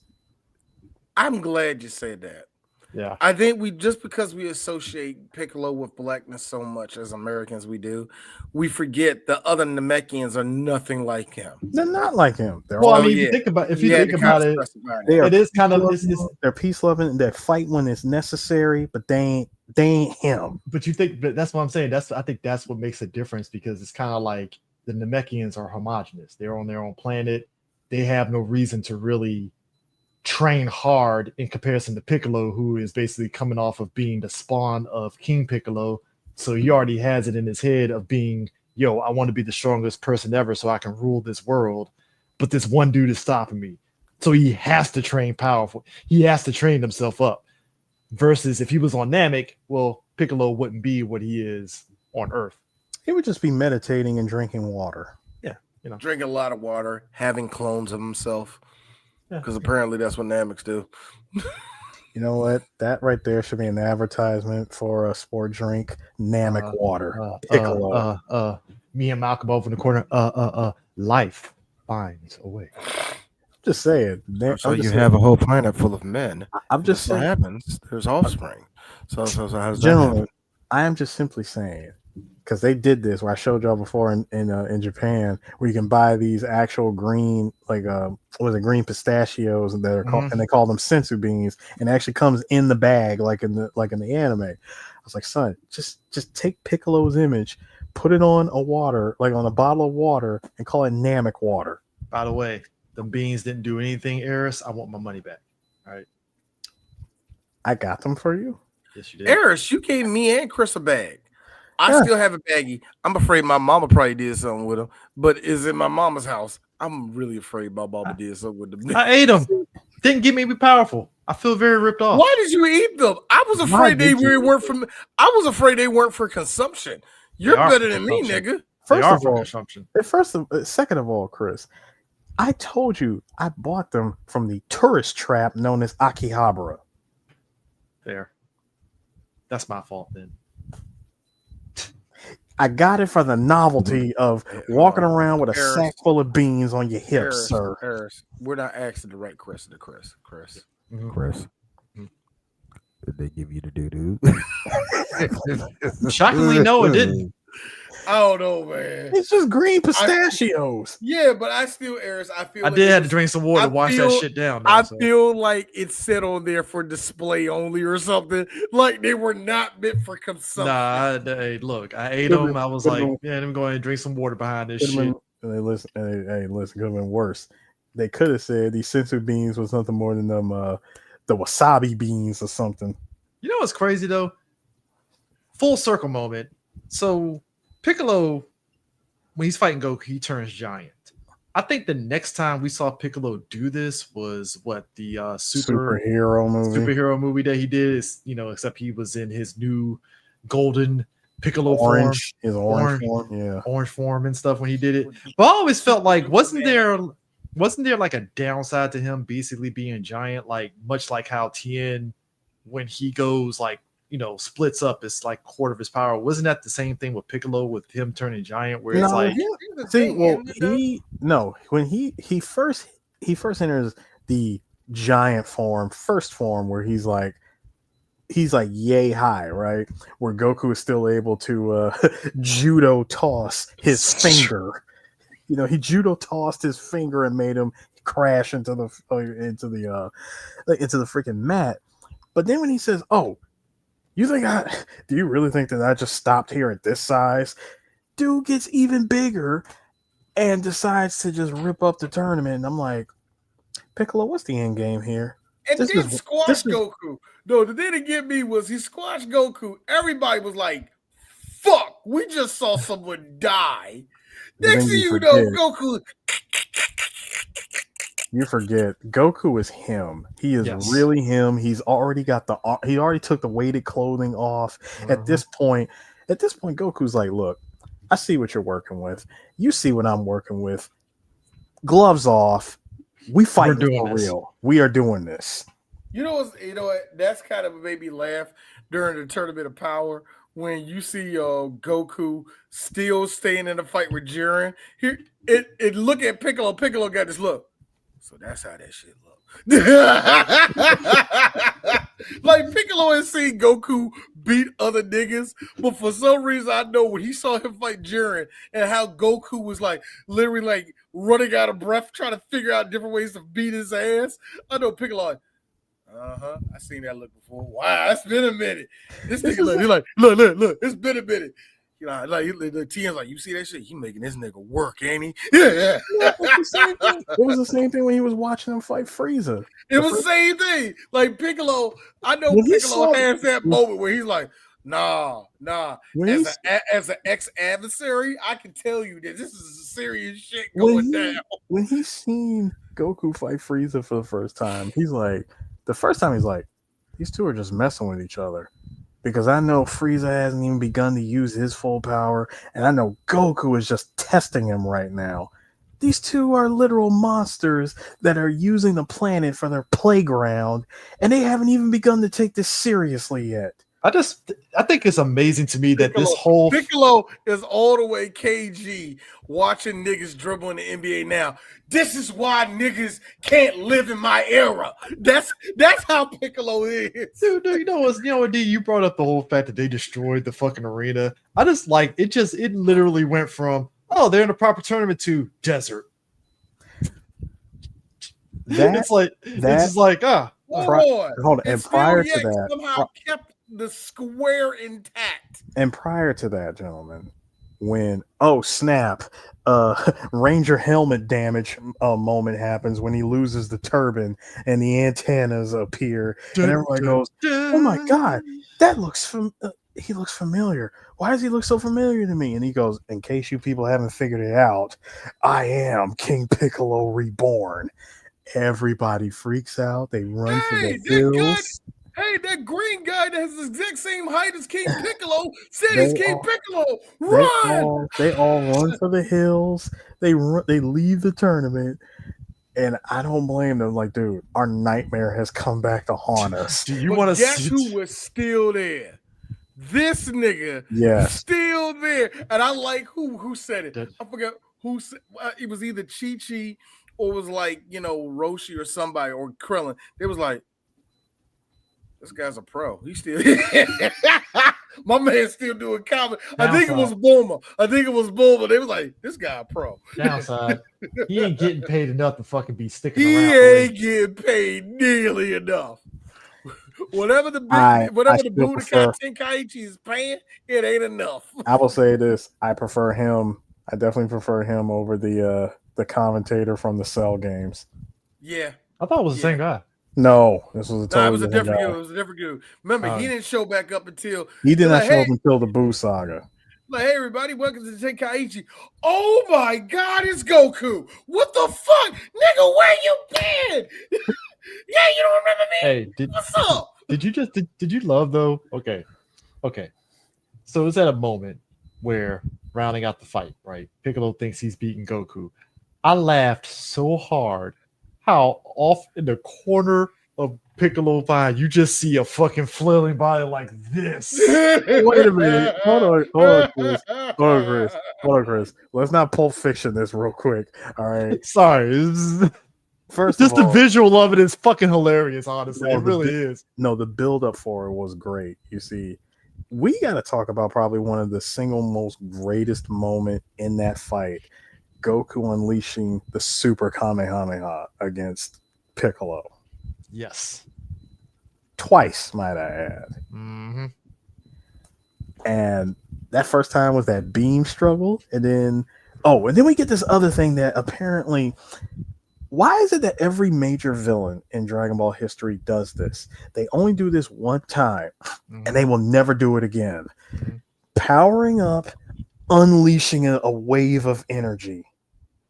I mean, Nappa did it, which is very effective. Everybody has done it. Nappa's done it. Vegeta's done it.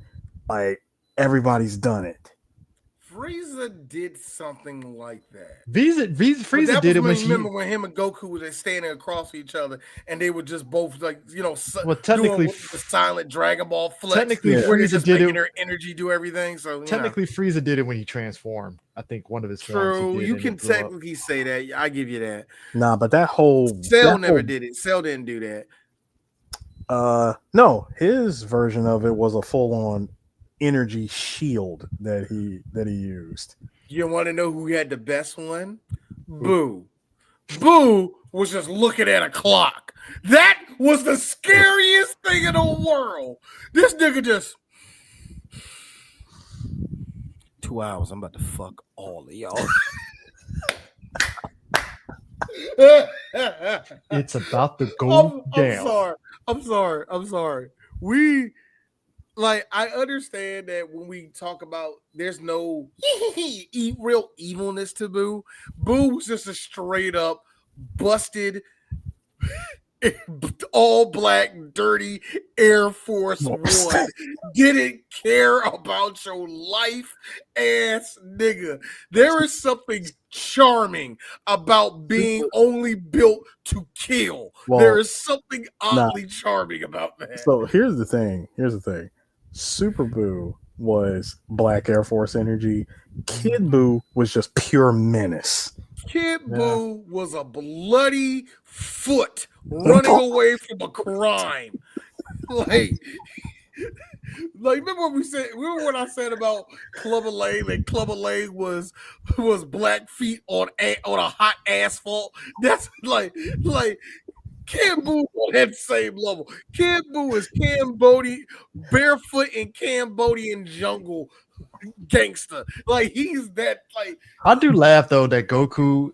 With him, but anyway. Goku did probably one of the most Looney Tunes ass shit ever. All right, Piccolo's a giant. Time to go in his body and get Kami out. I'm like, which was probably the smartest plan ever. All right. He was. He was. I go nigga. One of the best things. All right, first silly thing he did. Me, niggas bare feet. No. The first time he did it, he used it to propel himself. He used it to propel because he waited for Piccolo to get to grow to another size just so he could propel himself into Piccolo's mouth. Pause. And went inside with it, got inside of his body and proceeded to beat up them guts. I like how this nigga immediately started. Pause again, by the way. This nigga started doing punching katas. Pop, pop, pop, pop, pop, pop, pop.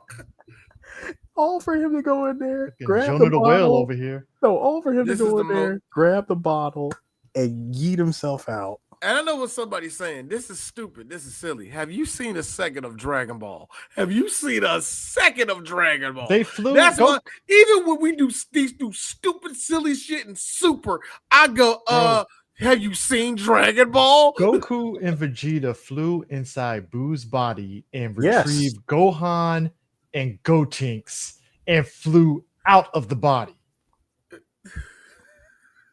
No.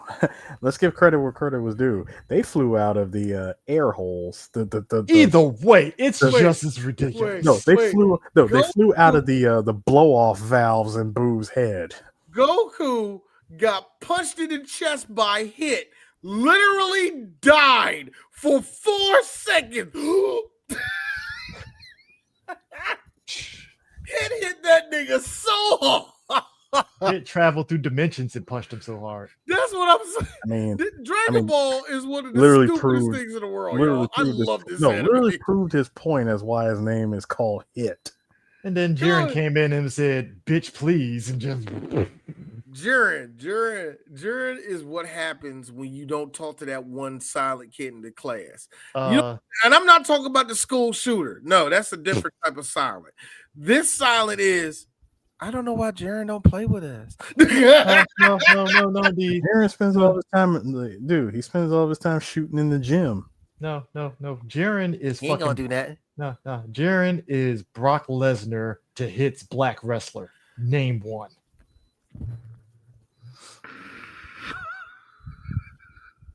I was just going to say that Jiren is Brock Lesnar with a Michael Jordan mindset. Fucking run.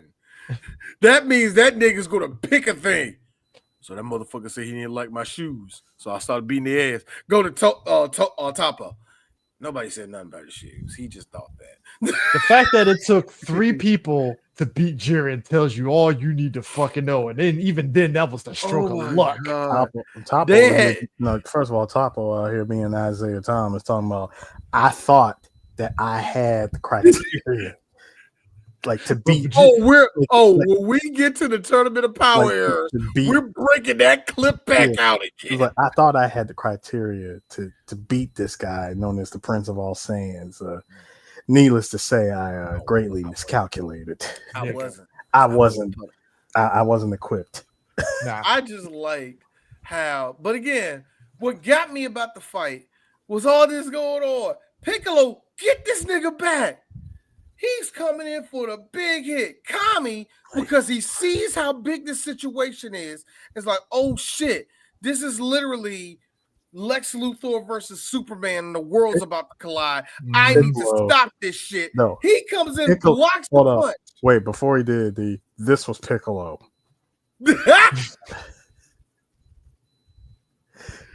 Full sprint. Full sprint going at 80 miles per hour right at Goku's face. Kami, show by nowhere, blocks it. Goku. That's when I took it personal. Whoa. The fuck is you getting away? Hold on, Piccolo. Why are you getting in the way? You want to know? We fighting, man. This is a fight. No, you get your lick back. Give me a second. We having a fight right now, man. You want to know the best? You break it. No. This is not sports.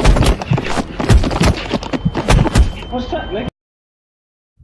You want to know the best thing about this? Who knew the same thing would apply with Vegeta? Vegeta did the exact same thing, sort of, on Namek. When Raccoon shot that blast at him and Gohan grabbed him and Krillin intervened. Kicked him in the neck, kicked him in the face, and then the thing went out his nose and shit. No, it's the fact that Vegeta looked at Gohan and said, I did not ask for you to help me. Sir, that is called the Lieutenant Dan, okay? All right. No, and then hold on. This is pure. Hold on. This is pure real nigga energy. No, it is because I'm sorry. No, because hear me out. I was with Goku when he said, wait, why did you interfere? He was like, because he was gonna kill you. Who's to say that he was even gonna hit me? Who's to say I wasn't gonna dodge? Who's to say I didn't have a counterattack ready? Gonna kill me? You really think that I was gonna die from this? This is when everybody needs to learn about one thing. And we said this several times going through Dragon Ball, and this is another thing that we got to say. That right there, that is Goku from that point until we see him up in Super right now.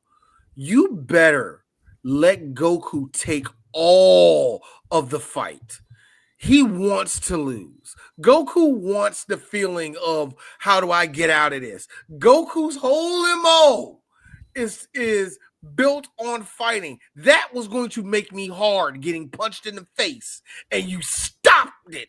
Why would you do that?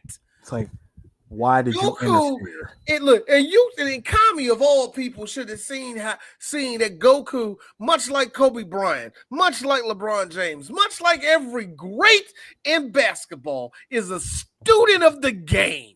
Mm-hmm. So you know what he was ready for? He was ready for that fist that was going to hit me, but he won't get all that punch because I was going to bounce off that shit. And who's this? I had a whole plan, nigga. No, and again, Piccolo, you can get your hit off me, man. And I'm saying it again. I am saying it again. What made you think he was gonna hit me? Thank you. What made you think he was gonna hit me? That's Kobe Bryant. That's Kobe Bryant. That's fair. It's what made you think that? Like, no, what? So I was you just thought, I'm just gonna get stone footed all of a sudden, nigga. What? No. What indication of him coming from a clear country mile away at full sprint, cocking back a fist? Did you think that was going to connect and hit me? Chris, Kami sitting there over there explaining himself soft. He would have hit him with the cup, just shaking his head. Understand something. Understand something, gentlemen. Understand something. This is why we love anime. Goku is literally cussing out God. Do you understand this? I think you people know. We just see Kami think, oh man, he's like Piccolo's dad. He's God. I mean, you are. Imagine Bruce Almighty. Chastising an actual deity. Imagine Bruce Almighty if Bruce slapped Morgan Freeman. Hold on, better yet, Chris, you know this because this actually happened. Remember on Deep Space Nine where Q showed up trying to fuck with Cisco and Cisco broke that nigga's chin off break? Yo, Q looked at him Q like is God. Q is literally God. Him and Picard. You see what I did, Picard? I must not do this. Why would you do such a thing, Q? Blah, blah, blah, blah, blah. Q trying to pull that shit on Cisco. Cisco fucked this shit up. We ain't doing this together ever again. Get the fuck up out of here. I was so shocked because for the first time ever, nobody decided, what if I punch him? Cisco was sick of his shit. He was so Cisco. And Q was like, that nigga's. And Q was like, a human being struck me. I ain't Luke. I ain't John Luke, nigga. Hold up. This was Q. Thank you. Cisco straight up. I ain't John Luke Picard, bitch. You can pull that with that Englishman. You ain't pulling that with me, nigga. Which by the way, first episode of Deep Space Nine, when fucking Cisco and Picard are talking, and Cisco has a straight face, and you're like, how the fuck is Cisco so pissed off at Picard? And then Cisco was like, yeah, you killed my wife when you were the Borg. I ought to fuck you up right now, but you're lucky you're Captain Picard. That's basically the vibe. First off, I don't like you as a captain anyway. Second of all, my wife died because of you. Well, the Borg had to be, and I could not break it. I tried to do this. Fuck you. So it's my sector. No, this is my sector. This is my sector, and I'm trying to stop a war. So fuck off. But anyways, check it out. So Goku allows Piccolo to give him. He said, look, I'm giving you a free shot. Let me have it. Punches him. Goku with the, I ate that little homie. Let's go. I know Goku like this. See, I ain't even bleeding. You fucked that up. Let's go. Let's fight. You ain't even hit me hard enough. No. We get the super Kamehameha, the beam struggle. Piccolo gets laid out. Yes. Piccolo gets laid out with. Why is his mouth open? That's all I'm saying. Oh well, first of all, for one thing, CJ. Hold on, put the picture back up. He's playing possum. Little do we know, during in the middle of that countdown. All right, Vince, hit him in the head, right between the eyes.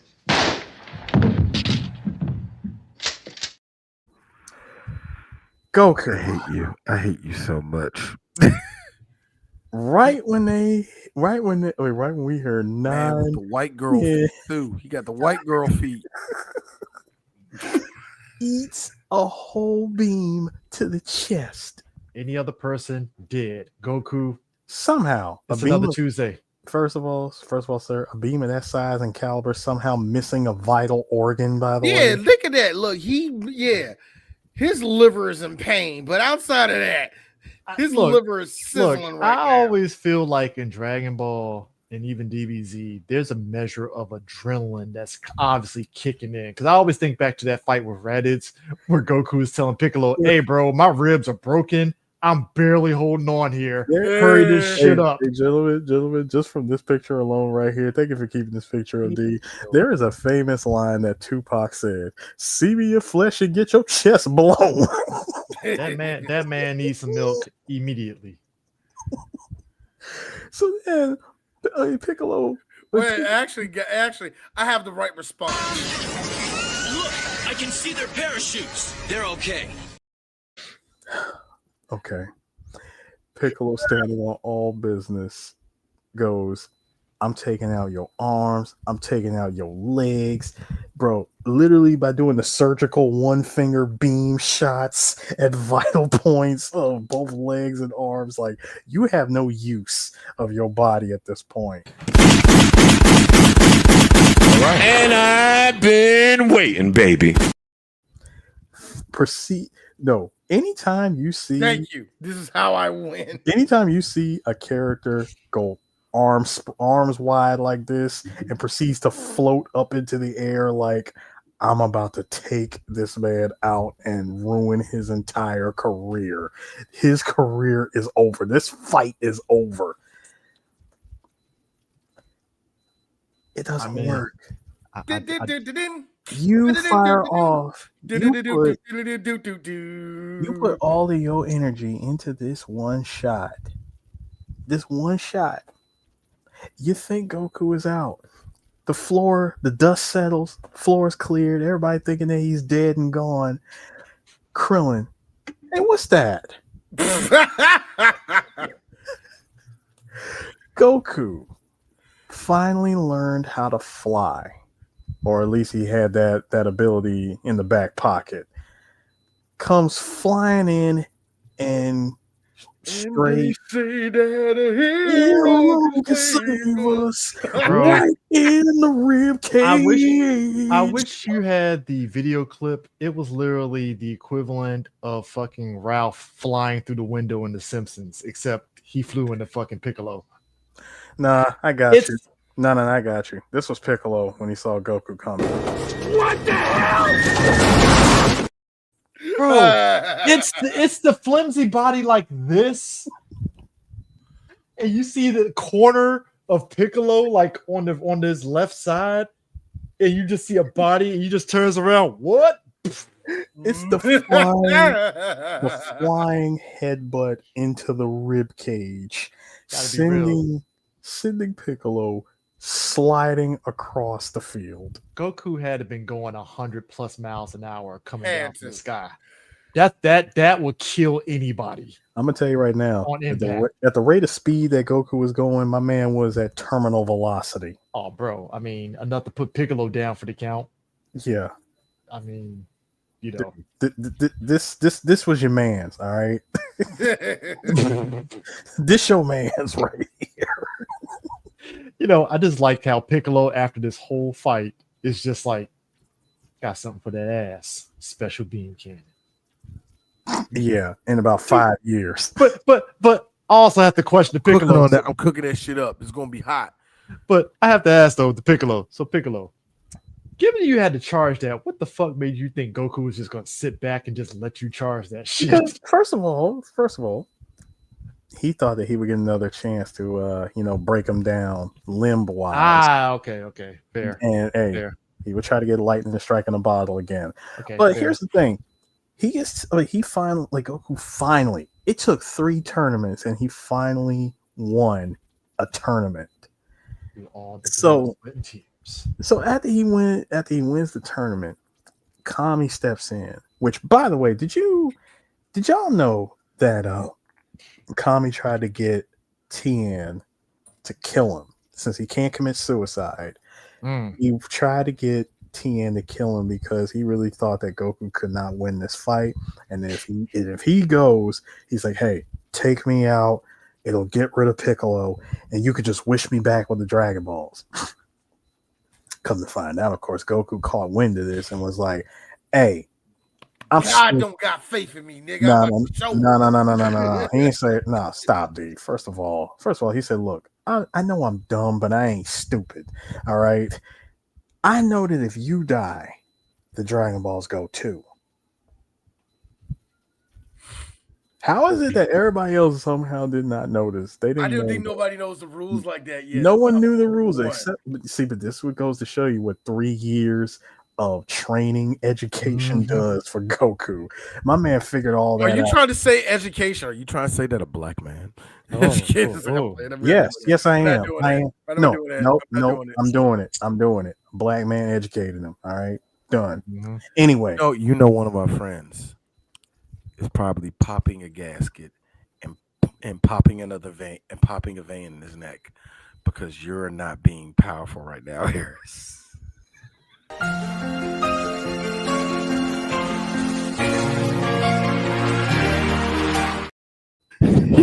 on, Harris. You gotta be powerful. Flirty is powerful.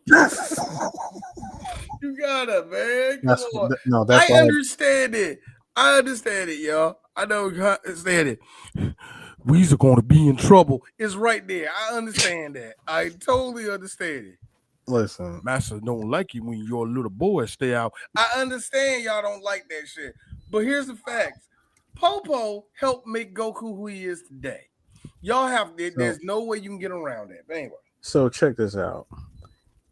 So after everything was all said and done, Goku gets a sensu bean. He even says, hey, let me get an extra sensu bean, gives it to Piccolo because he keeps it real with everybody. I don't want him to die because this is probably the most exciting opponent that I've had to fight against. And like, what if he comes back and he wants to do it again? Guess what? I'll beat the crap out of him again. It's like we run that shit back. We're going to run that fade again. I'm going to stop him again. Why would Goku do such a thing? I don't understand why he would do that to Frieza. Frieza had a chance. Frieza did. I love that Goku literally beat this nigga halfway to death, and then when Frieza cut himself in half, Goku was like, "See, I told you, fucking around with me, he was gonna get you like this. Get off the planet, bro." You lost this fight like an hour ago. You been lost this fight. I got a wife at home. I don't know how I'm gonna get there. My ship ain't too far away. I'm gonna make it in time for dinner. And then Frieza just said, "You know what? We're both gonna die." Now he hit Kane's cousin from Minister Society. I ain't going out like that. Dude. I like how Goku turned around. I like the way Goku turned around. Goku turned around like, I know this nigga did not. You fool! And then proceeded to do the same exact shit when Vegeta beat the brakes off his ass. Yeah, because because I'm gonna say it. I'm gonna still hold on, and I'm still I'm planting that flag of this argument. Vegeta won the first time they fought each other. Now, Eris, here's the thing: you saying that no one's going to debate that. Only a fucking moron, which who you probably won't even talk to, will debate that with you. I have yet to come across a hardened Goku fan that will really sit and try to explain to me how Goku won that fight. Because if that was the case, he didn't win that fight, that would be Yajirobe. And if that was also the case of the dude that was making that argument, that's Krillin that won the fight. So let's stop doing that. Only a fucking moron would think that. Goku needed to lose that fight so Vegeta can go, why the fuck he kept going? Why now he got all the power? What made you so special? Man, fuck you, nigga. And then when he came back alive and saw that, when he came back alive and saw that blonde hair. Oh, he was him. Mm-hmm. He's him. Look like Vegeta, you crying, you understand how important this is for me to see you in this position, my brother. I need you here. Like you needed to see that that whole process with Vegeta to get to where he's at. I need you to understand. I wish my father was here to see me. You ain't lying. Used to wish for times like this. Me and that. Your brother told me this a long time ago. I thought I was never gonna tell you this, Goku. My brother told me that he always saw one of us. He said, "I hope it's my little brother." I do find it's gonna be like this. I do find it interesting though. Like, okay, so needed to be here to see this. I find it interesting. Like, your mama needed to be here. You didn't know you had a mama. She was fine and shit. She was like cute. She wasn't that hot, but she was cute. You would have liked it, Goku. I'm expecting this show to end like, all right, this is where it's going to transition to DBZ. But then Dragon Ball throws this curveball at you, like, hey, we get to see the adventures of Chi-Chi and Goku as they get married and have adventures. Can I explain that moment right quick? Yeah. Bye, Goku. Goku's about to get laid. Hang on, real quick. This image right here, I always loved the impact of this, of what led to this. Dude, everybody's celebrating the fact that Goku won the tournament. Kami being on business saying, Goku, there's no other way to say this. You have proven yourself beyond everything to be, beyond worthy of being my successor. Mm-hmm. I need to retire today and make you, guardian of the earth. This is an opportunity for you to be God. Goku. You know what, bro? I'm good. When you tell God I'm good, I just got married. You want to hear something wild? I see that actually being the end of Super. End of all of the end of Super. I'm not saying this is going to happen, y'all. But to me, the only way the Dragon Ball story progresses is Goku stops and Gohan keeps going. And that's the only way you can keep the story going, or you just kill the whole thing off. To me, how all of Goku's story ends is him going to be the guardian of Earth. I see that being his thing. I don't know how that will be played out. I don't know how you do it. To me, that'll be a good full circle to me. That's all I'm saying. That's all I'm saying. For him to tell, for you winning the tournament, proving to everybody, including God himself, that you're worthy of being his successor, and you say, you know what? You got it. I'm all right. I'm fine, bro. I mean, because think about it. He gave a justifiable answer too by saying, dude, you want me to sit around at the top of a lookout like for all of my life? That's incredibly boring. No, I don't want that job. And he's like, but I don't have anybody to be my successor. You're the only one that can do it. Hey, bro, I don't know what to tell you. I don't know how you got them doing that, Chief. I don't know how you gonna do that, get that done, bro. Hey, hold up real quick. Hey, Nimbus. Well, Goku, what do you can do this? I can't co-sign that, big brother, but I ain't mad at you for what you do. Yo, my man hopped on this is our first time seeing the Nimbus in a while on this show. Nimbus comes back. He grabs his new wife.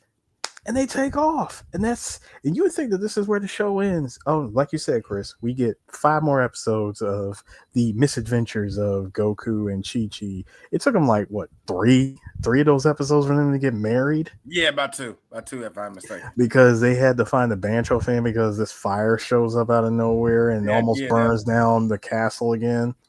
They called back to the first time they came to, they were with each other. It was a super callback to the first time that they met. These episodes, while in a weird way kind of filler, was very important to you to see and for us to see as what it is with Goku. I know a lot of people hit this thing about Goku and Chi-Chi and yeah. We already talked about this before, but they're happy. Yeah, definitely.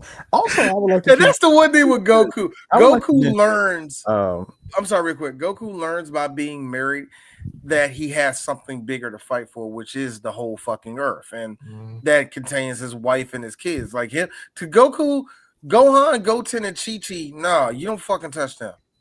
Yeah, you touch them. Actually, I'm scared if a villain does do some stupid shit again, like Boo did. Like, I really hope y'all are that dumb. Because when Goku first showed up and kicked Super Boo, he was like, nah, that's with my wife, nigga. First off, before we get any of this fight out the way, I'm going to get my licks in for you killing my wife. I want to point out, I did want to point out, by the way, these two get married. And, come to think of it, they had Gohan like that following year. Yeah. Like that following year, they have Gohan. When they both figured out what sex was. Because I'm pretty sure Chi-Chi didn't know. When they both figured out what sex was, that was a wrap. They had Gohan that following year. And then like 5 years have passed. And then now we enter Z. I'm sorry. The funny thing is that the way that the show actually ends is that fortune teller Baba actually reveals the crystal ball, and it's like, it's like, oh, something exciting is coming in the future. And it was like, and I think they even said in the Japanese version to like stay tuned for Dragon Ball Z, because Z was already I think it was already in production. Yeah. But you know what that means for us here in America.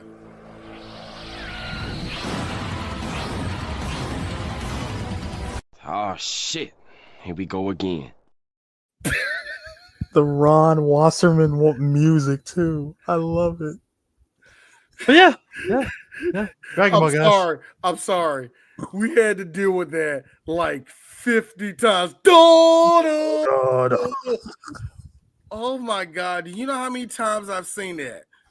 Yes, there's a reason why I put "oh shit," because I think we all said that at least twice when we looking at the reruns. Like, I wonder, is this going to be the day? Oh shit, here we go again. Where's the farmer? Shotgun, yeah. Blah blah blah. Keep your eye on the birdie. That shit. Yeah. Ocean Dub. Funimation. I call this move a double Sunday. Do you know, shout out to all of you 90s and Zoomer Dragon Ball fans. Double Sunday. And what's the other one? Saturday Crush. Do you know that these young niggas love those two moves? Niggas younger than us goes, Double Sunday. They love that shit. Budokai.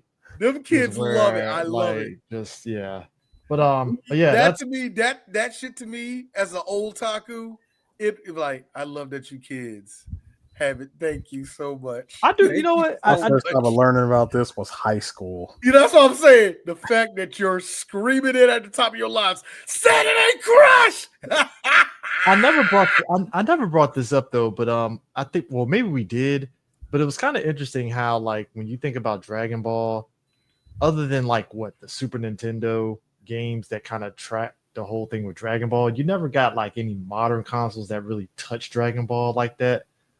And even with the newest thing, with Kakarot and all that, they never really did that. The only one that did. Kakarot dipped a toe in it briefly. No. Wait a minute. The only one that did was God. I want to say in a weird way the Legacy of Goku games. I was going to say, did that do that? Yeah, that. Oh, did Xenoverse? No, Xenoverse did. Never mind. Oh, there was one that touched. Xenoverse had the characters from Dragon Ball. Hang on. There was one game. It actually came out on the Wii. It was a Dragon Ball game, and King Piccolo, I think, was like the final boss at the end of it. No, okay. It was a Wii game. Oh, okay. In fact, Xenoverse 2. No. It wasn't Xenoverse. No, it wasn't Xenoverse. It was that. Because there was a game that had Dragon Ball. Dragon Ball Revenge of King. Yeah, Revenge of King Piccolo. God, there were so many games that Atari and Bandai slammed together and just pushed out. Atari had a run. Remember Super Dragon Ball Z? That was basically Street Fighter with Dragon Ball characters, basically. I will never forget that. Forgettable one. The Super Nintendo games made by the guys who made Street Fighter. Hyperdimension was the only one that came close, but that thing was terrible when you really look at it. Mhm. Hyperdimension, everybody wanted to play this because the graphics looked different and it was on the Boo Saga. I remember that. God. I remember that. Hyperdimension was pretty much the Super Nintendo equivalent of Final Bout, where it was incredibly slow. Like it was all we had at the time. And it's so sad because I was looking at how the Dragon Ball games struggled, but then you played the endless duel game that Gundam Wing had out, and that thing still to this day is still pretty damn tight. I ain't saying perfect. It's like it's on the level of TMNT Tournament Fighters. It's just busted fun. Yeah, it is. It is. Because I was playing actually the last MagFest I went to, they had it up, and I was playing. I was like, this game is busted. Especially now, you want to go again? I got you. Let's go again, nigga. But it was one of those games. Especially when you find out that what's his name, Death Sight has an infinite. Oh yes, it does. The heavy arms do too. The heavy arms does. I think heavy arms does too, but by far the most busted infinite was Death Sight. The Death Scythe. The Death Scythe to me is already the most gobbled of Gundam ever. Like I like the Death Scythe, but you ever talk to a nigga that loved the Death Scythe? It's like, dog, other Gundams were made. He shoots the gauntlet out of his wrist. And you can dash in and jab, and then shoot the gauntlet again. Jab. You're bringing up memories of how D beat that game. Okay, so now looking at a trailer for Revenge of King Piccolo, I kind of want to actually play this game. Looks interesting. When did it come out? It came out back in 2006? Around no, sorry, 2009. 2009. Yeah. But yeah, that's we're at the end of the Dragon Ball saga, so I guess that puts us at Super era. The next thing we will do from Super, I said I want to do it next year, but like everything for next year for our 15th anniversary year, it's in the air. And the next thing of Dragon Ball we will do will be Dragon Ball Super, the Dragon Ball Super Battle of the Gods. That will be the next thing we're doing. That's gonna be I don't want us to do saga by saga the way I want to, and it's kind of not so much. Here's the thing: the one thing that Super ended up getting that all modern anime have right now is something that I fucking hate. There's filler and unnecessary episodes of Dragon Ball Super that this is just gonna waste our time. so yeah, we're just doing the movie for right now until we figure out what we're gonna do after that. You know what I mean? Yep. Yeah. But what we got next though? As you know, everybody, it is Spooky Month.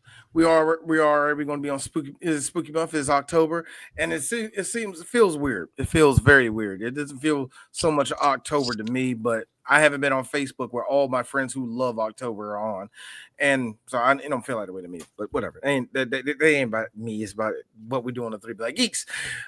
We're going to keep it going with a Friday the 13th, and that's the next one we're doing. We're doing Friday the 13th, Part 3.